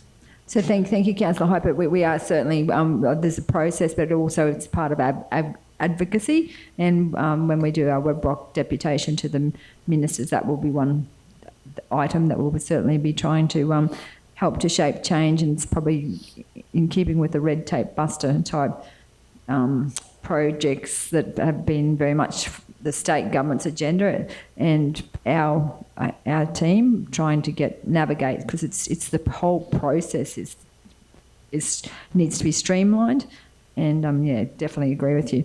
Councillor Beck, did you want to comment? Just through you, Mayor, thank you. Yes, it is a process. It's in legislation that we have to follow that process. And there's no mechanism to deviate from that process at the moment. So we're just following that, and advocacy is then up to council to progress. Thank you. Councillor Dineen? Probably in a similar vein, page 79, the trees on Haley Street that we spoke about and voted to have removed, have to have a cultural assessment. How long will that take? So, GM Aaron? I'd have to take that one on notice, Mayor, to give you a proper time frame, Councillor. Thank you. Councillor Sander? Oh, sorry, Councillor Dineen? Sorry. On page 84, 100 Edward Street, sale in Wanda, I believe that was progressing. Has it settled? Yeah, So in the agenda, Councillor, there should be an update in the questions on notice. Oh, sorry, that might be, that's Wood Street, sorry, wrong one. I'll just have to check that one for you, Councillor. My apologies, I had that mixed up with the other property. Okay, and the last one was on page 94, the rural res blocks with overgrown properties policy, which we probably haven't looked at for a while, but you know, that has been a huge problem with the amount of rain we've had this year. Thankfully, I love the rain, it's been great.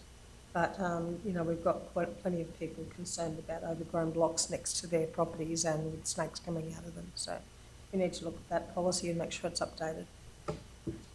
Thank you. CEO Mark, on that particular one, is that coming to a workshop, or what are we doing with that policy?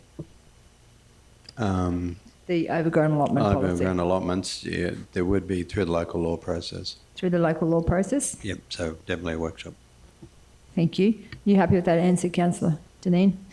Councillor Sander? That email in regards to the breakdown, I received 2 emails 15 minutes apart of both on the Memorial Park. I didn't get the Mergen and the Nanango ones. I didn't get it. Didn't come through. I'll just double check. So if you could resend that to Councillor Sander, that would be great. Okay, any more questions on the ordinance of the business outstanding? So we need to have a move so that the officer's recommendation is that the business outstanding table for the ordinary council meeting be received for information. So I'll ask a mover, Councillor Little, and seconded by Councillor Height. No more questions, and put it to the vote. All those in favour? Against? Carried. Thank you. Moving on to the next item, which is the Federal Election Advocacy Plan on page 96.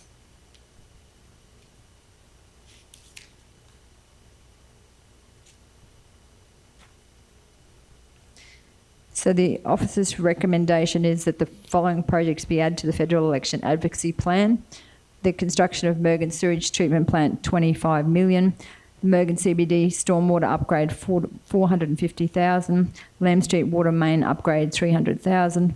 Rectification of regional drainage issues, 15 million. And Sherburg Upgrade of Guardrail, 250,000, including the bridge including pedestrian access of 1.25 million. So we just wanted that to add that to the Federal Election Advocacy Plan. So someone to move that.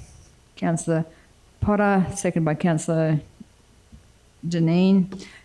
So any discussion? So I was approached, so part of the reason why this has come to the table was I was approached by Lou O'Brien looking for projects for the area of Wide Bay, and so we had already sent our federal advocacy document to Lou, but he was looking for more of a breakup of smaller projects. So I rang General Manager Aaron, and he suggested the Mergen CBD stormwater upgrade because on the back of what happened during the flood, we'd like to do something there. So we put that 450,000, and then also the Sherburg upgrade of the guardrail was over $1 million, but that was for the bridge as well. So we just wanted a breakdown to get him a smaller project. So he's committed to that one if he's elected in a government of the LNP. So that's 250,000 for that one.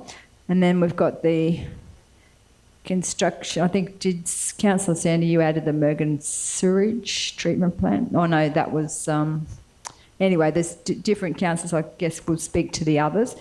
Councillor Sander?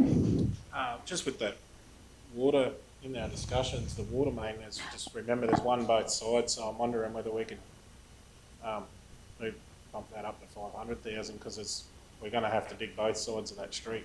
Yes, that's right. So as part of the CBD stormwater upgrade, we need to do those water mains. So that's, you're thinking 500,000. So change that Lem Street water main upgrade to 500,000.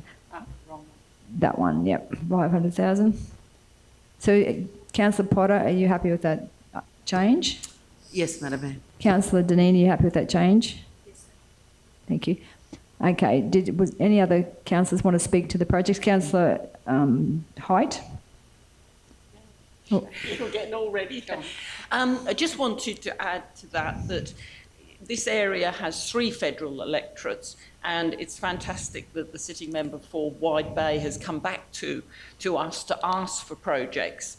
And it's very much appreciated because we are the arm of government which is closest to the people, and I think it would be really good for the the candidates for all of those 3 electorates to come back to us and ask what projects we think, because we tend to be the ones that know what would be good for our region. So I commend Lou O'Brien on doing that, and I rather wish the other candidates at the federal election would do the same thing and ask us, because we know what needs doing in the regions. So we have sent them all a federal advocacy document, so that all of those projects that our wish list is in those, but these are additional projects, but because they just wanted to, Lou in particular wanted a breakdown, and I think Colin Boyce has already announced some projects, and I don't know whether some of them were in our advocacy document, but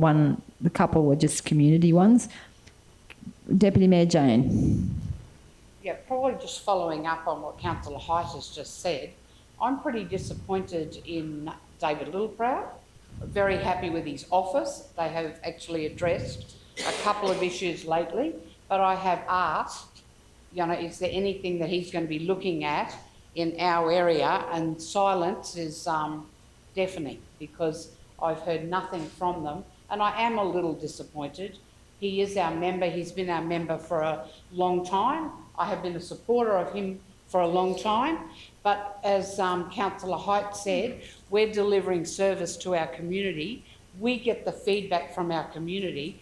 One of the things that I was keen to put in there was the rectification of regional drainage issues, because I don't think there's a town or a village in the South Burnett that doesn't have issues with drainage. It would be great if he could have some discussion with us besides a fleeting visit to discuss whether uranium would be, nuclear would be a good alternative to power. It would be nice to see him come and discuss some issues with us.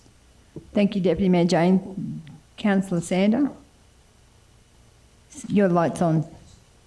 Yes, I just want to clarify with that Sherberg, just for everyone online and within the meeting, the Sherberg Road is actually in the South Burnett region up until the park where it hits Sherberg Shire Council. But we're also advocating to turn that section of road into a main road, because if, it is a main road, it's a direct line into Sherberg and it's the only way in and out. So we are advocating for that as well, but I just want to point out that section of road is South Burnett Regional Council's responsibility. Thank you, Councillor Sander. Councillor Little. Thank you, Mayor. I'd just like to totally agree with everything that Jane just said as well. So down in Division 2 area, in Blackbutt and Banarkin in particular, our sewage system needs some upgrading. Our water, we can't do any sort of development at all, further development I should say, because we don't have the infrastructure, and we've got so many homeless people. So, Mr. Littleproud needs to come and have a chat to us and just find out what's happening down this end of his electorate. Thank you, Councillor Little. Any other discussion on our election advocacy document? We're just adding those dot points. So it's been moved by Councillor Potter, seconded by Councillor Dineen. Ready to vote? Put to the vote. All those in favour? Against? Carried. Thank you. We're moving on to item 11.2 on page 97. So that's the adoption of the South Bennett Regional Council Anti-Discrimination and Equal Employment Opportunity Policy, Statutory 037. The officer's recommendation is that the South Bennett Regional Council Anti-Discrimination and Equal Employment Opportunity Policy, Statutory 037, be adopted as presented. Would someone like to move that? Councillor Height, second by Councillor Dineen. Any discussion? If not, I'll put it to the vote. All those in favour? Against? Carried. Thank you. The next item is item 11.3 on page 103, and that's the adoption of the South Bennett Regional Council Code of Competitive Neutrality Complaints Policy. And the officer's recommendation is that the South Bennett Regional Council Code of Competitive Neutrality Complaints Policy, Statutory 006, be adopted as presented. Could someone move that? Councillor Potter, seconded by Councillor Little. Any discussion, questions? Put it to the vote. All those in favour? Against? Carried. Thank you. The next item is 11.4 on page 108, and that's the adoption of the South Bennett Regional Council dealing with confidential information policy. The officer's recommendation is that South Bennett Regional Council dealing with confidential information policy, Statutory 060, be adopted as presented. Would someone like to move that? Councillor Dineen, seconded by Councillor Little. Any discussion, questions? I'll put it to the vote. All those in favour? Against? Carried. Thank you. The next item is 11.5 on page 114. The officer's recommendation, it's the adoption of the South Bennett Regional Council Public Interest Disclosure Policy, and the officer's recommendation is that the South Bennett Regional Council Public Interest Disclosure Policy, Statutory 046, be adopted as presented. Someone to move that? Councillor Sander, someone second. Oh, no, sorry, Councillor Potter, seconded by Councillor Little. Councillor Sander, you have a question? Yeah, not really a question, just want to point out that we've discussed all these in length and had time to read over them so that we're not just rushing them through. It's we have gone in detail to look at these. Thank you, Councillor Sander. That's exactly right. We've gone through them. We've had them out to check them. We've workshopped them. So that's why we are moving through quite quickly here. So it's been, that one's been moved by Councillor Potter, seconded by Councillor Little. Are we ready to vote? Put it to the vote. All those in favour? Against? Carried. Thank you. The next item is 11.6 on page 119. And this one is the adoption of the South Bennett Regional Council Tourist Park Booking Policy. The officer's recommendation is that the South Bennett Regional Council Tourist Park Booking Policy Strategic 049 be adopted as presented. So Councillor Sandy, you can stay for the discussion and then step out for the vote. So Councillor Potter has moved that one, seconded by Councillor Height. Discussion. So we've got Deputy Mayor Jane. Just in that, reading through it, and I'd just like to remind South Bennett residents that they do get a discount if they stay at either of the dams. So just making sure that they're aware of it. It's nice to keep our residents in our region, and it's all those who live here know what a great region it is. And it's a great opportunity for them to take advantage of our dams that many people from around Australia come to visit, fish and enjoy their time there. So it's a great opportunity for local residents to obtain that discount when they go and stay up there. Thank you, Deputy Mayor Jane. Councillor Sander.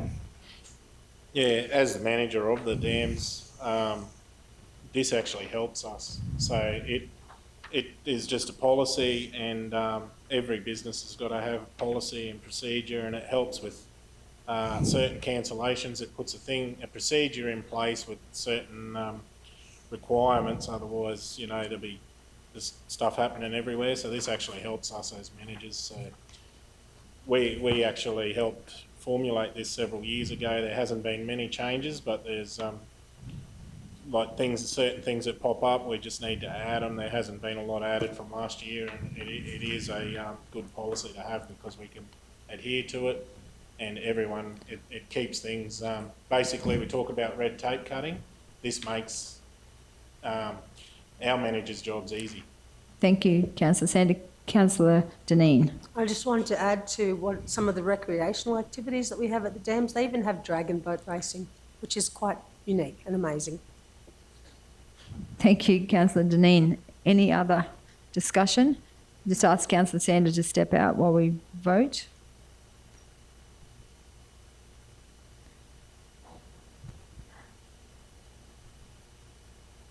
Okay, so it's been moved by Councillor Potter and seconded by Councillor Height. Are we ready to vote? And put it to the vote. All those in favour? Against? Carried 6 votes to 1. Oh, sorry, 6 votes to 6-0. Sorry.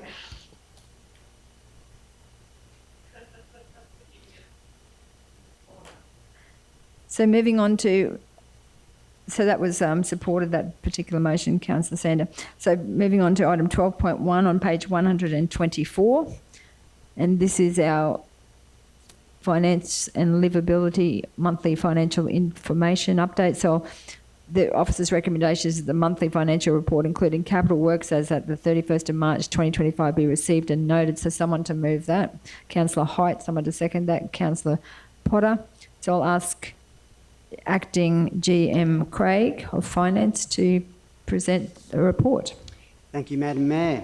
As at the end of March, which is 3/4 of our financial year gone, Council's recurrent revenue is at 98%, which is a good result. This is due to Council already receiving 85% of the payment associated with the federal government's financial assistance grant, and also receipt of money from the Queensland Reconstruction Authority and DTMR for flood restoration works, as well as the end of March coinciding with the end of Council's second rates discount period, being from January to June 2025.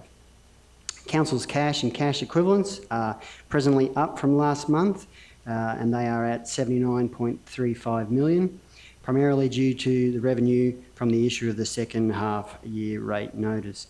Restricted cash funds at the end of March are close to the previous month at 31.1 million. Council's capital expenditure program is currently sitting at 15.35 million for the 24-25 financial year, and this equates to approximately 1/3 of the total amended budget for the CapEx program for the 24-25 financial year. However, when factoring in the committed costs, there is an additional almost 12 million, and this will bring the capital spend to just over 27 million, or approximately 60% of the amended capital works program. All financial ratios, as at the end of March 2025, are also within their respective target ranges. And I commend the March monthly financials to the Chamber for their information.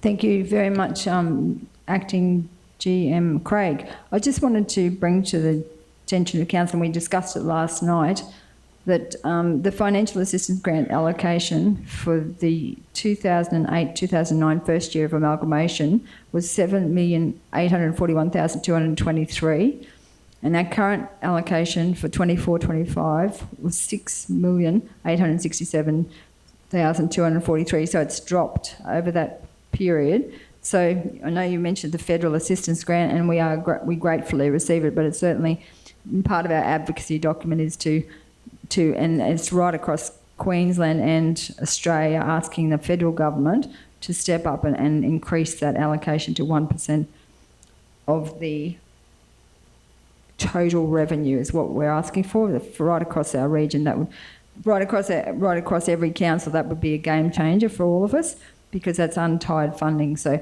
anyway, I just wanted to flag that on the back of the fact that we've talked about the federal advocacy document. Any other? Oh, so who had their light on first? Sea of red lights. Councillor Hyde. Thank you. I just wanted to make the comment that a few people going back to the Facebook warriors keyboard warriors on Facebook who say, you know, we hide all the finances and, you know, we're actually running at this massive, we're in the red and losing money.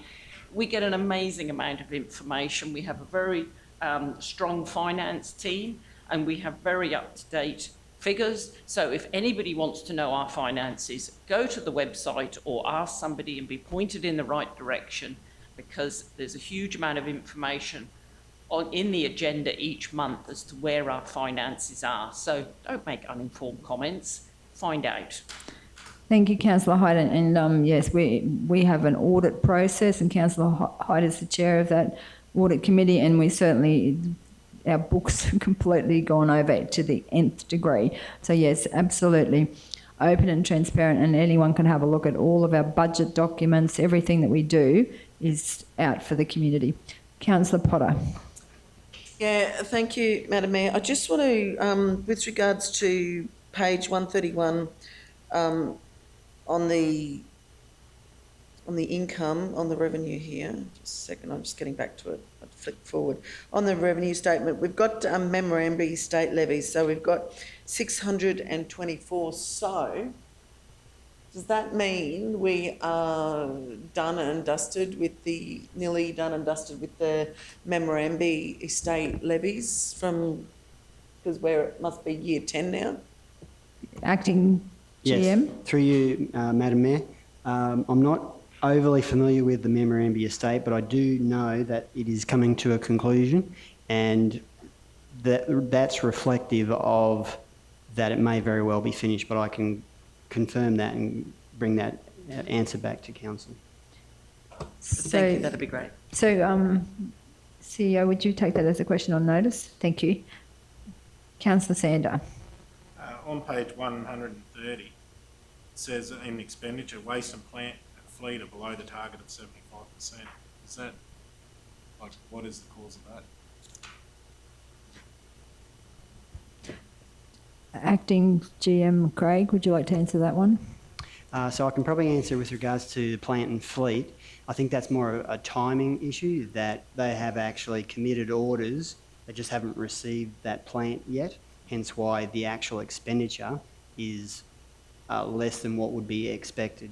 But we still have ordered those, and it's just a timing issue when they will arrive. In relation to the waste, I might defer to Aaron. Yeah, there's some commentary there around the fleet expenditure, registration and those sort of things. Just in regards to the capital, I've asked Brandon for a list of the outstanding capital of fleet that to be ordered. So I understand there's a couple of items there. We'll be reviewing that in the coming week before we go to council with the capital budget. I'm mindful of our organisational review too, just to make sure that if there's anything there that we need to discuss with council prior to finalising, if there's an option there to make sure that it's fit for purpose going forward. I think that's a very important thing for council to look at. So, and obviously that'll be a discussion we'll have with council if there's any changes to that capital. Thank you. Councillor Sander. So is there, like, some of the things that were set to be purchased, is there a couple of things still to be purchased before June 30? Yeah, I've asked for the outstanding list. So in the, if you're talking about the cherry picker or whatever it is, those ones will still proceed. I don't see any change with that. It's more a case of some machines that he's looking at actually ordering, I don't believe will be actually here before the 30th of June. I think it was in the order just over $1 million, Craig, I could be wrong, in the third quarter review that he was looking at fleet, as in they'll be ordered, but the actual transaction won't go through until such time. So I've asked for the outstanding list of the fleet to be tendered out. I think the skid steers have signed off. There's a couple of items of white fleet that I've looked at, and I've actually asked for further information because I think council should review some of those requests to see whether we actually proceed with those, or also whether some of the options that have been asked for that plant fits with council's going forward of what requirements that might be needed for those items. So, but if there's any changes to the fleet program, we will be coming back to council. Are you happy with that, Councillor Sander? Yes, ma'am. Thank you. Deputy Mayor Jane. Thank you. Through you, Madam Mayor. Just wondered if Craig can tell us the rates period, discount for rates. Can you tell me what percentage would be out who didn't pay in time? Great question, councillor. However, I do not know that off the top of my head. I will need to get the numbers crunched to get back to you. Yeah, that'd be great. Because it only just finished on the 26th. So. Yeah, so I just wanted to make sure that our community, anyone who missed that period, anyone that's having issues getting their rates paid, to please contact our rate section. The guys there are really, really helpful. They can put you on a payment plan. Please don't let it go and get into trouble where you end up, you can't do it. So I just want to make sure that our community are aware of that. We really don't want to take action on anybody. So contact council, the rates department, and they will work out a payments plan for you as soon as you do that, because once you get in arrears, then interest starts accruing against your rates. It's very difficult then to catch up. At the moment, the discount period has finished. Now you're in the section where you're not getting interest, but as soon as you get overdue, it's going to have interest. So please, please contact our rates department, set up a payment plan, and get up to date. Thanks. Thank you. That is very important information. So thank you. Councillor Height. In the report, it does say rates in arrears as of 31st of March. Is that not the figure we're looking for? 6.12 million or 10.06%, which is above the target of 7. So it does suggest there's a few people more than usual struggling, and I agree with what Councillor Erkin said. We need to get onto that. Sorry, I was probably looking more not for the ones that are in arrears, but the ones that have just missed the discount period. So thank you. Councillor Sander. On page 133, when we go and do our budgets and projections and stuff, the scrap steel is 370,000 short. How can, who comes up with the figures for the scrap steel sales, or is that a major drop from previous years? So I think it's a timing issue, councillor, and there have been collections just recently. I think that there's been two amounts that have come through. It's around, when you add those together, it's around the 200,000 mark. So it is sort of closely half of what had actually been budgeted for, and there is still one more collection that they are mooting to happen to be collected before the end of the financial year. So there is still hope, from what we understand from Waste Services, that that number will be realised. Thank you. I think General Manager Aaron, you've got your light on. Yeah, through the Mayor, and we've had discussions too also with James that with waste obviously being added into our area, it's something that Council needs to review that projection for next year's budget to make sure that forecast is if it needs to increase its accuracy, if it's not quite, obviously I think it was a forecasted number at the start of the year. So just to make sure that number is achievable, and if it's not, we need to probably look at that through the budget process to see it's amended. Thank you, GM Aaron. Councillor Potter. Yeah, thank you. This is to Acting GM Craig, through you, Madam Mayor, with regards to other liabilities on page 145 with regards to the state waste levy. So we've got the state waste levy allocation of $1.5+ million to be paid to council in the 24-25 budget. I actually would like to know what we're paying and what we have to pay back to the state government, because I think it's something that I just couldn't find it there. I'm sorry if I've missed it. There is a lot within that financial report, and maybe that could be brought back to as a question on notice with regards to the state waste levy, because I think it's really important our community know that, you know, that fair enough, the state government give us an amount of money, but we actually have to pay back that amount of money and then some for everything that goes into our transfer stations. Thank you. Acting Manager? Yes. Through you, Madam Mayor, great question, Councillor. That allocation from the state is based on a base rate many years ago, and it's a calculated amount just for domestic waste. So council has to collect the the state waste levy on both the domestic and the commercial disposal of waste, and the state offset what they believe the domestic waste amount will be. But whether that's up or down between the line, that's certainly a report we can bring back in detail, showing what the split is between what they give us and what council actually having put their hand in their pocket for. Thank you. Are you happy with that answer? I agree. It's an important issue. Councillor Sander? On page 144, the borrowings, can we, either a question on notice or can we get a breakdown of what NRM and Parks have borrowed, what property is borrowed, economic development and environment waste, please? Acting GM, Through you, Craig? Madam Mayor, I definitely will need to take that one on notice. Thank you. So CEO Mark is recording these. So any other questions? So everyone's happy to vote. So we've got, it's been moved by Councillor Height and seconded by Councillor Potter that the monthly financial report, including capital works, as at the 31st of March 2025, be received and noted, or put it to the vote. All those in favour? Against? Carried. Thank you. Moving on to item 12.2 on page 171, the 2024-25 third quarter review of annual operational plan. The officer's recommendation is that South Bennett Regional Council, in accordance with S.174(3) of the Local Government Regulation 212, receive the assessment of the progress towards implementing the South Bennett Regional Council Operational Plan 2024-2025. Someone to move that? Councillor Dineen, seconded by Councillor Little. Any questions? Discussion? So everyone's happy to vote? So that it's been moved by Councillor Dineen, seconded by Councillor Little. Put it to the vote. All those in favour? Against? Carried. Thank you.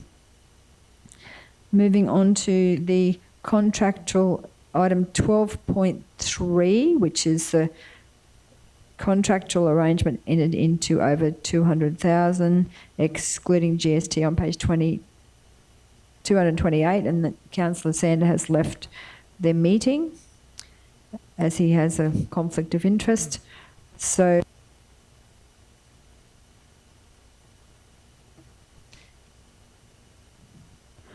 on page 228, I'm just going to find that page, sorry.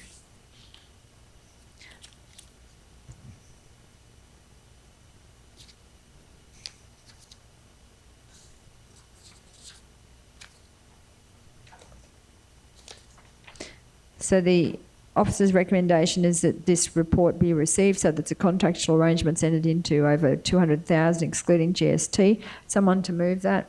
Councillor Height, seconded by Councillor Little. Any discussion?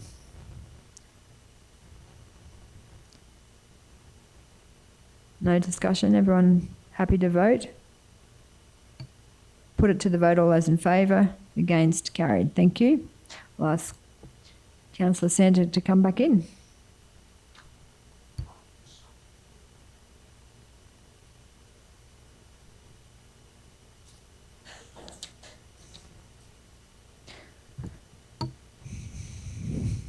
So, Councillor Sander, that was just carried unanimously. So moving on to item 12.4 on page 233, the delegated authority reports from the 1st of March 2025 to the 31st of March 2025. The officer's recommendation is that the South Bennett Regional Council note and receive the delegated authority report for the month of March 2025. So I'll ask someone to move that. Councillor Height, seconded by Councillor Dineen.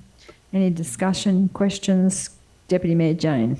Yeah, thank you. Through you, Madam Mayor. I'd just like to say, since the reporting comes in now in divisions, it's a lot easier for you to actually look at what's happening in your division and be informed, better informed. It's great. Thank you for that feedback, and I agree. It's been really good to see that change. Any other questions? Councillor Dineen? Could I just commend our planners on the amount of work they do behind the scenes with this sort of stuff to bring it to us, and the explanations that they give us for what is happening. So we really appreciate them. Thank you, Councillor Deneen. Yes, they are putting a lot of work into these reports. So, are we ready? No questions? We're ready to vote. Put to the vote all those in favour. Against? Carried. Thank you. Moving on to the list of correspondence pending completion of assessment report on page 234. And the officer's recommendation is that the council receive and note the list of correspondence pending completion of assessment report as of the 7th of April 2025. Someone to move that? Councillor Potter, second by Councillor Height. Any discussion, questions? If not, I'll put it to the vote. All those in favour? Against? Carried. The next item is item 12.6 on page 239. This is the 2025 Youth Council interim approval, and the officer's recommendation is that council approve the reduction in age for the Youth Council members to be 12 to 24 years of age, with the full review of the Youth Council terms of reference to be brought back to council by end of June 2025. Someone to move that, Councillor Potter. Someone to second that, Councillor Little. Councillor Potter. Yeah, thank you. I just wanted to speak to this for the pure reason is that we have some amazing youth in our youth council, as most of you have already seen, and some of those are the younger ones, the 12-year-olds, and they are just incredible. And we are very blessed to be in a wonderful area where we have so many amazing youth. Thank you, Councillor Potter. I'd like to thank you for driving that. I mean, you've been very much at the coalface trying to get these youth to participate, and you've done a great job. And I agree with what you've said. We've met with the Youth Council, and they are some amazing young people. Deputy Mayor Jane. I'd just like to say that I have to apologise to Councillor Potter, because when she suggested that we actually adjust that age, I was very critical and concerned that we were bringing kids too young, but I have to say that she has definitely proved me to be mistaken, because they definitely have fitted in, and we do have an excellent group of young people, and some of the things that they're coming up with are really, really fabulous. It's amazing what great young people we have in our whole region as well, and this is just an example of them. But sorry for that, Councillor Potter. So thank you, Deputy Mayor. That's very noble of you to admit that you were wrong. So any other comments? Ready to vote? It's been moved by Councillor Potter, seconded by Councillor Little. We'll put it to the vote. All those in favour? Against? Carried. Moving on to 12.7, South Burnett Tourism Update on page 240. The officer's recommendation is that South Burnett Regional Council receive the VSB Partnership Report for information. So, any questions? Update? CEO Mark, did you want to say something? No, Mayor, it's presented with VSB, as well as we've, as Council's previously requested, a quarterly report on the VIX is included there. And with the partnership agreement between Council and VSB, this is compliance with the regular reporting that we've asked of them to do, and both reports are there. We did have, and without stealing Councillor Zirkin's thunder, but we did have an inquiry through Councillor Erkins on volunteers working on Sundays, and particularly those who are doing differing work programs through other government agencies. We've noted that as a question. I'll follow that up and bring it back. So, Deputy Mayor Jane. Yeah, thanks for that. Okay, so we need someone to move that. I'll take Deputy Mayor Jane has moved that. Someone to second that, Councillor Potter. So, any further discussion, Deputy Mayor Jane? Can I just say that I'm really happy with the actions of the Visit South Burnett. I know that you go to their webpage and there are so many events. I know none of the councillors here would have this complaint, because we have trouble finding a spare moment for anything. But lots of people say they don't know what to do. You know, go on to Visit South Burnett, or even go on to southburnett.com.au. There are so many things to do weekdays, weekends, coming back to volunteering. There are plenty of events that people are looking for volunteers. And thank you, CEO Mark, for reminding me about that inquiry about the Sunday volunteer work. So that's a question on notice. Yes, thank you. Yep. Okay, so thank you. I just wanted to also flag the fact that this is the first time we've made South Bennett tourism to be like the Visit South Bennett group to be our core partners in tourism. We're not partnering with any other bigger group, so they're our front and centre, and it's good to hear Deputy Mayor Jane, who is our representative on that particular group, expressing her satisfaction, and also the fact that the report is coming here to council, which is something that we haven't been seeing regularly. So it's good to see that we can be right across what they're doing on a regular basis. So thank you, CEO Mark, for ensuring that has crossed our council table. So any other comments, Councillor Sander?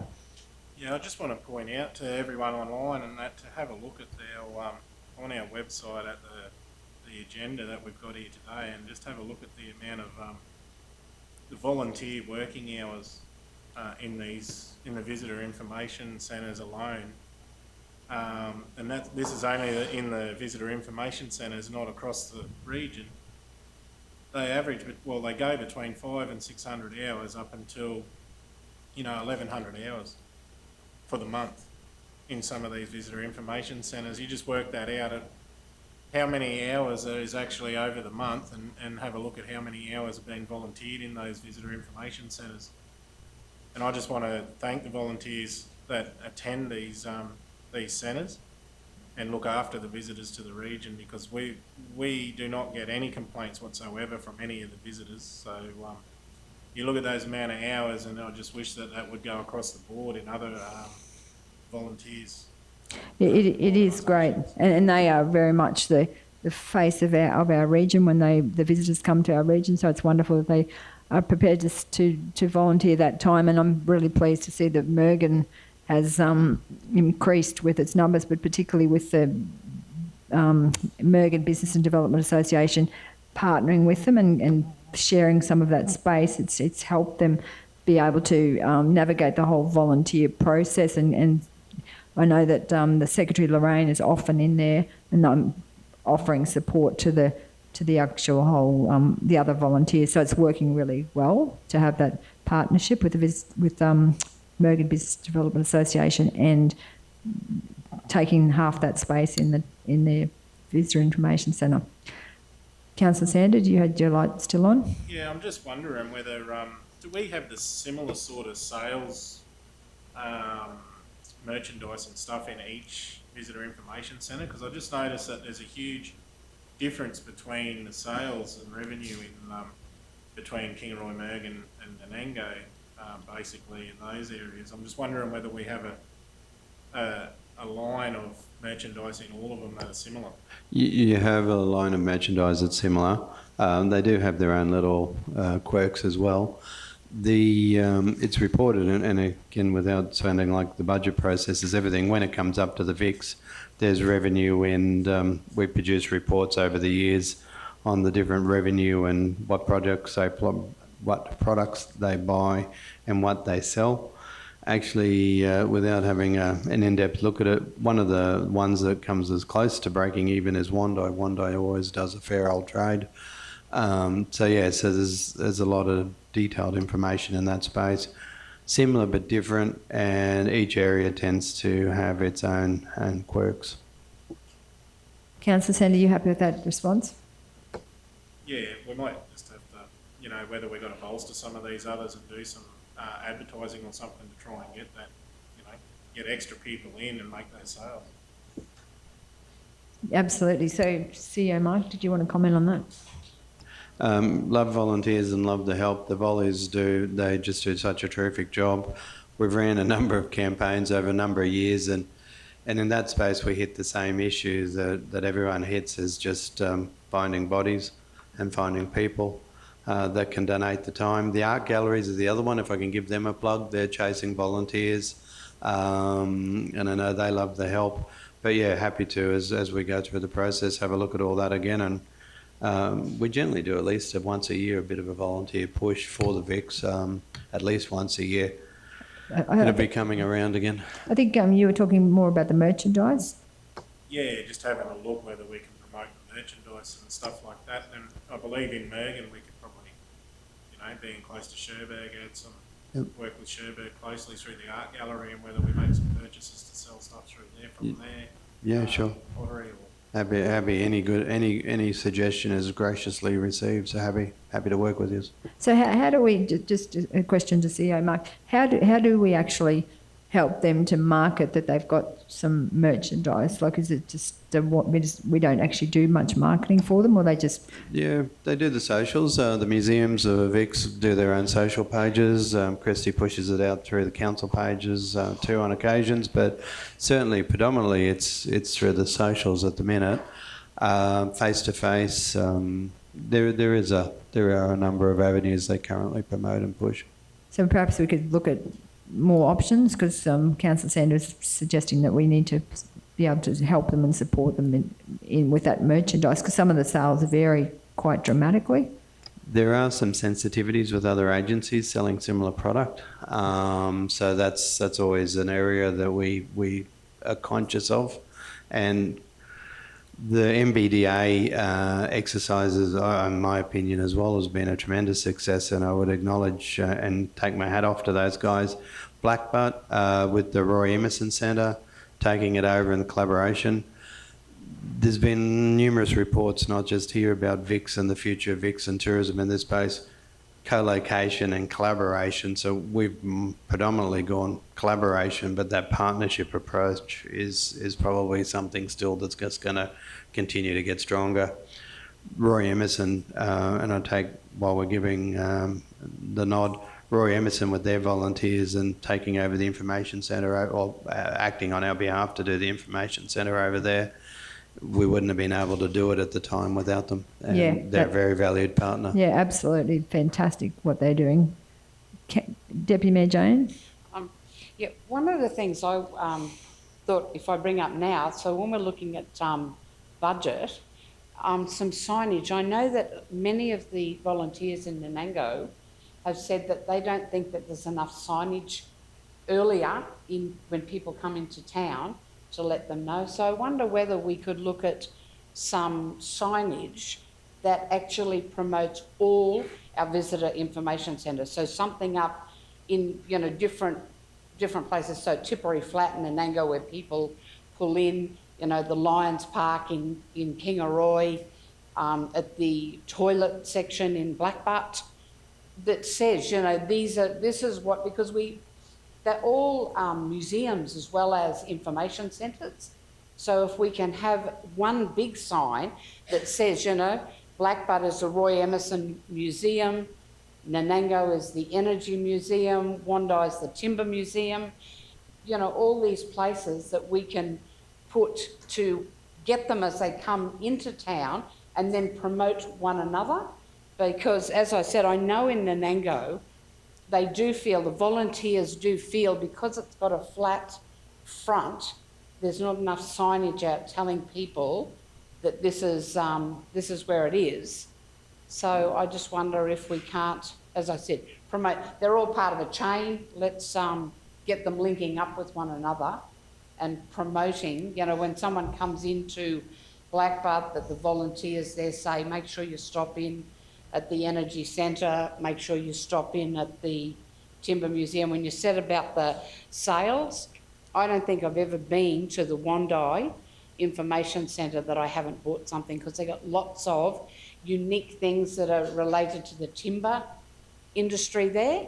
So, that's just if we can look at that, in budget time, look at budgeting for some signage to promote our information centres. Thank you, Councillor Erkins. Councillor Sander?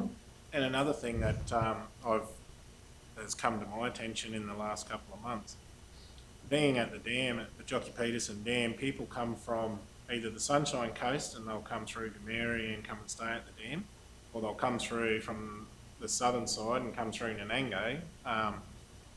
And I've been asked multiple times, what's the closest town to here? They don't even realise that Mergen's only 9 k's away. So whether we could put some signage up either at the dam or coming in to those, from those areas, whether there is signs up that says Mergen's 13 k's out at the past Moffedale and that, and one at Mary that says 11 k's. But I believe once they come to the dam, they're all going to Gameri, because they said the other day that they attend the Gameri pub, they go to the Gameri bakery, they go to Gameri shopping. But they don't realise that Mergen's right there. So whether we actually, and they keep asking, it amazed me when they keep asking me which is the closest town. That is interesting. So it is probably something we need to look at, particularly at the dam, to be able to promote how close Mergen is to BP Dam. Do we have any solutions? Councillor Potter has the solution. Yes, I do, Madam Mayor. Every time you go to different places around the area, they have those signposts that say New York this far, London this far, Brisbane this far. And I think one of those at the dam would actually be perfect. You've got the men's shed in Mergen, which could actually make it. And you just have a signpost with a directional arrow pointing to Mergen this far, another one to Kingaroy pointing that far, another one to Mergen, another one. If you want to do New York, you can, and whatever, but do you know what I mean? Yes, absolutely. I think one of those directional fun signage would be perfect for the dam, and I think we've got an amazing group in Mergen, in the men's shed at Mergen, that would quite easily make something along those lines, which I think would be perfect. I think they would absolutely love to make it, actually. And Kathy, what a fabulous photo opportunity. Everyone loves getting their photo taken at those signs. Absolutely. So, yeah, Councillor Sandra, are you happy to have a chat to the Mergen Men's Shed and see if they would be interested in doing that? Yes, ma'am. Thank you. Great idea, Councillor Potter. So that's why we have a great team working together. So just on Councillor Erkins, your idea. So in Mergen, I know when I was a divisional councillor, the Mergen Business and Development Association put a big sign in the Lions Park, so the visitors, when they call in to go to the toilet or whatever, they can see this big sign. It's got a map of Mergen and where all the things are. I'm not sure if you've got one in Nanango. The Tourist and Development Association have one down at Tipperary Flat, but I do think they worked in partnership with council, I think, to put that in, but it is needs upgrading. It needs upgrading, and you would be absolutely amazed at how many times that signs get done, and somewhere there's always a fall down, and it always comes back with something marked in the wrong place. Yes. Because we also have one that council put up at the Reg McCallum Park at the toilets there, and I think there are a few issues on that. You know, Mary has told me that there's a couple of things wrong, but this probably what I'm really, rather than promote other things, you know, just do one, you know, don't try and sell too much, just sell the information centres on the signs. So are you suggesting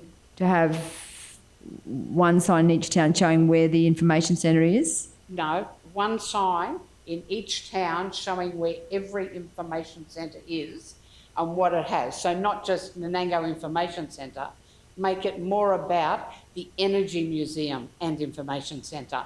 And in Wandai, the Timber Museum and Information, the Rod Laver, Roy Emerson. Close. You know, and even Mergen, you know, and the business thing, because, you know, that may be of interest to people who, and that's actually an excellent opportunity then possibly for other business organisations to put a few brochures and whatever in the Mergen Information Centre, if they're doing the, you know, promoting business in the Mergen, but in the region as well. But no, my idea was that in each town, the place that people go to, toilets are a good place, that we have the sign that says, you know, we're the region of museums, you know, and put the information centres and museums. Okay, so what you're suggesting is the same sign in every town? Yes. Okay. So, CEO Mark, I'll ask you how we can progress this. It's all about budget, Mayor. So, yeah, and it would be a good opportunity then to discuss what that would look like, because as I said, there's a couple other factors. But yeah, it would be, I've got signage for VIX, marketing and sales, directional signage. We're all going to New York, so that's all penned for the budget. Okay, so thank you. So are you happy that that's been captured? Yeah, and we can discuss it through the budget process? Fabulous, yep. Thank you. Any other discussion? So we're ready to vote. So this one is on the Southland Tourism update. So it's that we received the VSB partnership report for information. It's been moved by Councillor Erkin, seconded by Councillor Potter. Put it to the vote. All those in favour? Against? Carried. So moving on to... excuse me, maybe before we go on, maybe we could work with Visit South Manette on these signs, because they're pretty good. Mel's pretty good at designing. So maybe we can work with them, and maybe even there could be an opportunity to partner with them for some grants to actually do them. That sounds like a great idea. Thanks. Thank you, Deputy Mayor Jane. So moving on to item 13.1 on page 262, which is the funding guidelines relating to the Community Energy Upgrades Fund CEUF Round 2. The Office's recommendation is that Southland Regional Council develop and apply for grant funding under the Community Energy Upgrades Fund Round 2 to install roof-mounted solar power at the following 6 sites and perform efficiency upgrades and load shaping where required at these sites. Gordonbrook Water Treatment Plant, Shalers Road, Gordonbrook, Queensland for $183,880. Nanango Sewage Treatment Plant, Grey Street, Nanango, Queensland for $40,161. Kingaroy Sewage Treatment Plant, 7-33 Hodges Road, Kingaroy, Queensland for $200,556. Kingaroy Depot, 2 Ivan Street, Kingaroy, Queensland for $48,000. Nanango Council Office and Library, 48 Drayton Street, Nanango, Queensland for $15,600. And Kingaroy Council Office, 45 Glennon Street, Kingaroy, Queensland for $48,000. And number 2 of this recommendation is that subject to the grant application being successful, we approve the required council financial contribution of $268,098, which is 50% of the total project budget. The total project budget is $536,197. So would someone like to move that? Councillor Sander. Someone to second that? Councillor Height. Speakers. So Councillor Sander, you have the opening remarks. When we were given these, I noticed that they were all sort of in the Kingaroy and the Nanango area. I questioned that just so if the people know, but it's the high usage areas that were allocated to be done first, and then we're going to work down the line if we're successful in that grant. So everywhere we'll try and transition to solar panels to reduce power costs. Thank you, Councillor Sander. Councillor Height. Yeah, I think this is a lay down misère. Why wouldn't we go for this when we're paying $2.4 million each year on annual electricity? If we can do anything to reduce that, it's got to be a good news story. So, yeah, very much hoping that we do get this funding. Thank you, Councillor Height. Any more questions? Ready to put to the vote? All those in favour? Against? Carried. Thank you. The next item is item 14.1 on page 267. And that one is the proposed tender of sale of 100 Edward Street, Wandai. And the recommendation is that the response to the question regarding the contract, that the response to the question regarding has the contract been signed and completed and has Council received the funds for the proposed tender of sale of 100 Edward Street, Wandai, raised by Councillor Little be received and noted. So, Councillor Little, are you happy with the response that you've received? Yes, I am, Mayor. Thank you. Would you like to move this recommendation? Yes, I would. Councillor Little, second by Councillor Height. Any further discussion? Put it to the vote. All those in favour? Against? Carried. So there's no further business in the open meeting, so we're moving into we're break for lunch. Would you be better break for lunch and then start the confidential? We might break for lunch and then start the confidential after lunch. So would someone like to move that we adjourn for lunch? Councillor Potter, second by Councillor Little. Put it to the vote. All those in favour? Against? Carried. What time will we come back? Now. Come back at 1:30? Well, because what happens is, what about 1:15? 1:15. Thank you.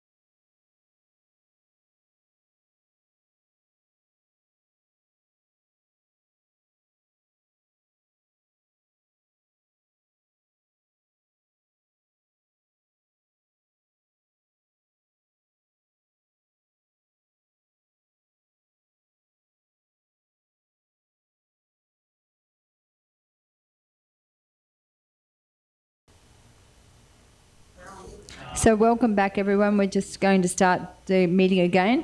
So I'd like someone to move that we resume the meeting. Councillor Sanders, seconded by Councillor Potter. So put it to the vote. All those in favour? Against? Carried.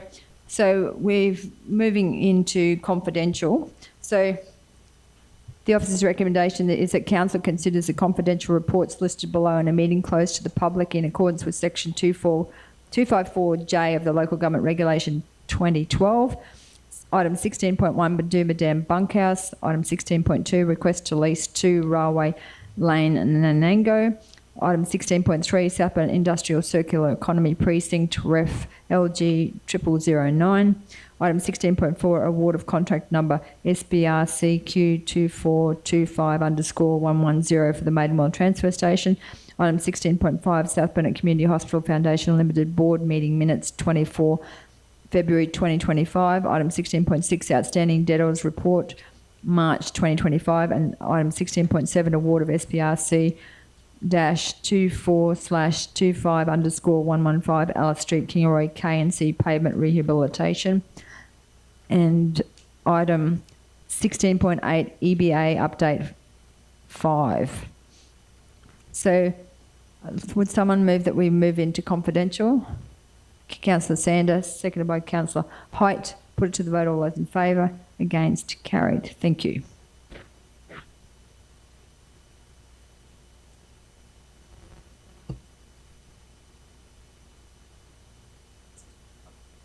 Can do. Yep.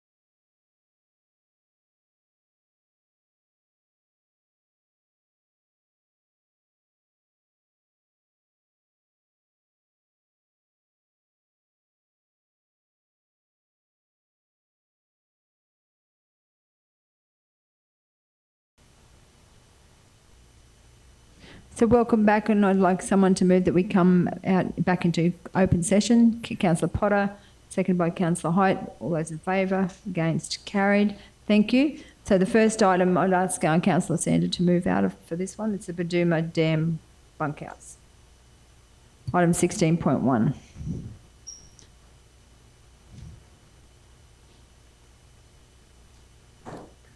So that's on page 4 of our agendas, and the officer's recommendation is that the South Bank Regional Council, we've got a new, the delegate to the Chief Executive Officer to seek expressions of interest from local community groups and not-for-profit organisations for the repurposing of the Baduma bunkhouse and recreation room. And number 2, delegate to the Chief Executive Officer to engage with the Queensland Government and Australian Government to support any expressions of interest or alternative proposals, including funding. Someone to move that? Councillor Erkins. Someone to second that? Councillor Little. Councillor Erkins. Should that actually read expressions of interest from local community groups for the removal and repurposing of the Baduma bunkhouse, just in case they thought they Yes, that is a good pickup. Yes. Thank you. So, Councillor Little, are you happy with that addition? Yes, okay. So, any questions? Are we ready to vote? Put it to the vote. All those in favour? Against? Carried. If we could bring Councillor Sander back in.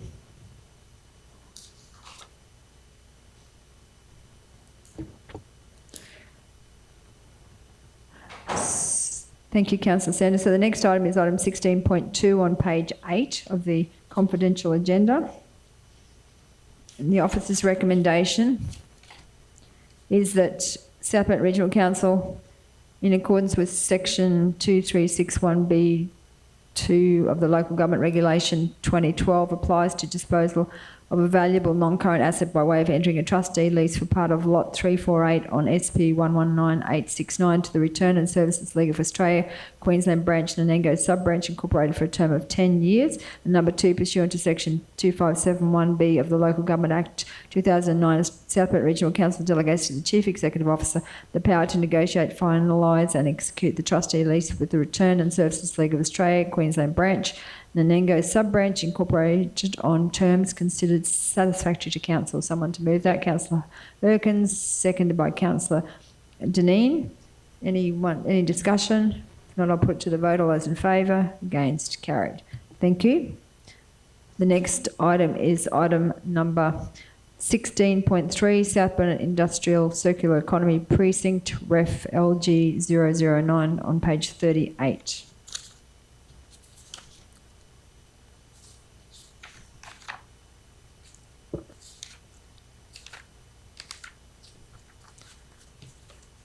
So the officer's recommendation is that South Burnett Regional Council engage Fly Fuel Proprietary Limited, the trustee for the Bar Trading Trust, to complete the business case of the South Burnett Industrial Circular Economy Precinct in accordance with the contract SBRC 2425_52. Someone to move that? Councillor Deneen, seconded by Councillor Potter. So any discussion? If not, I'll put it to the vote. All those in favour? Against? Carried. Thank you. The next item is the award of contract number SBRC Q2425_110 for the Maidenwell Transfer Station on page 152.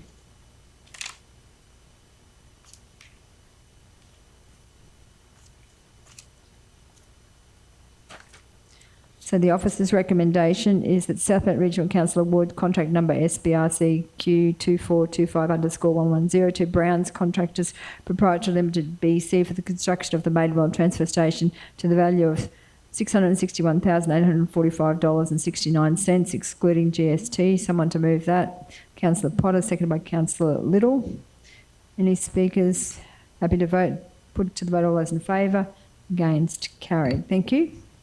The next item is the 16.5 on page 156, and that one is the South Burnett Community Hospital Foundation. The officer's recommendation is that the report on South Burnett Community Hospital Foundation Limited Board meeting minutes 4th of February 2025 be received for information. Would someone like to move that? Councillor Little, seconded by Councillor Potter. Any discussion? Put it to the vote. All those in favour? Against? Carried. The next item is Outstanding Debtors Report 16.6 on page 160.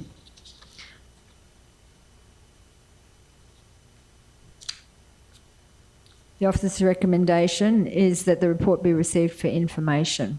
Someone to move that? Councillor Little, seconded by Councillor Height. Any discussion? Put it to the vote. All those in favour? Against? Carried. The next item is 16.7 on page 186.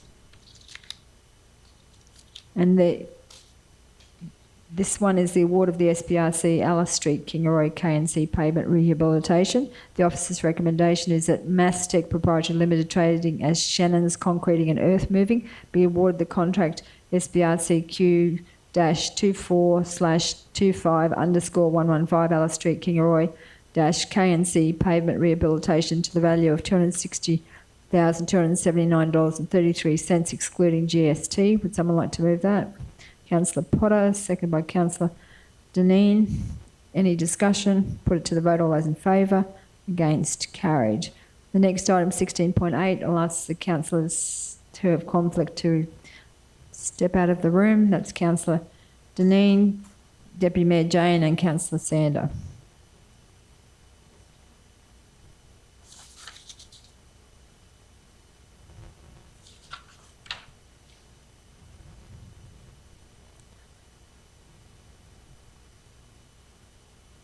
So this item is on page 189 and it's that the report be received for information. It's the EBA update number 5.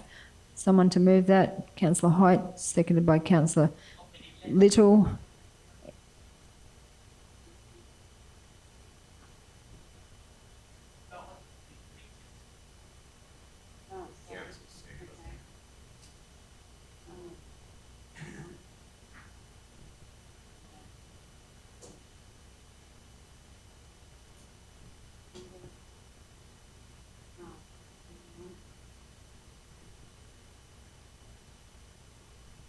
Can we type a manual note underneath? Can't you just replace the name, like,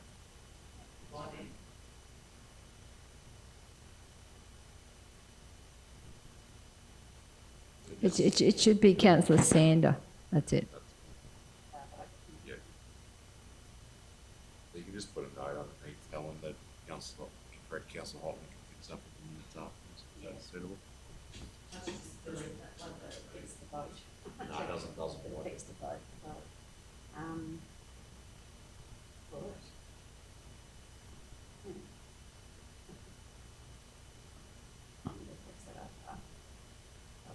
Okay, awesome.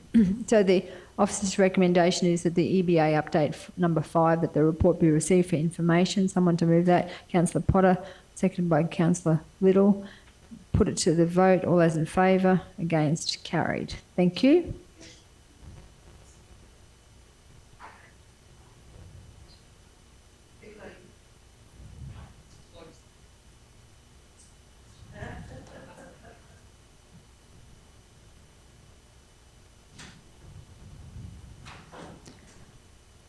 So Councillor, just for those online, so Councillor Erkins and Councillor Deneen and Councillor Sander are back in the room.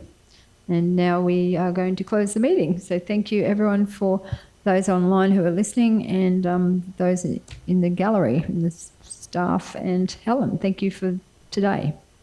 And close the meeting. And happy Easter, everybody. Wishing everyone a happy, safe and holy Easter. Thank you.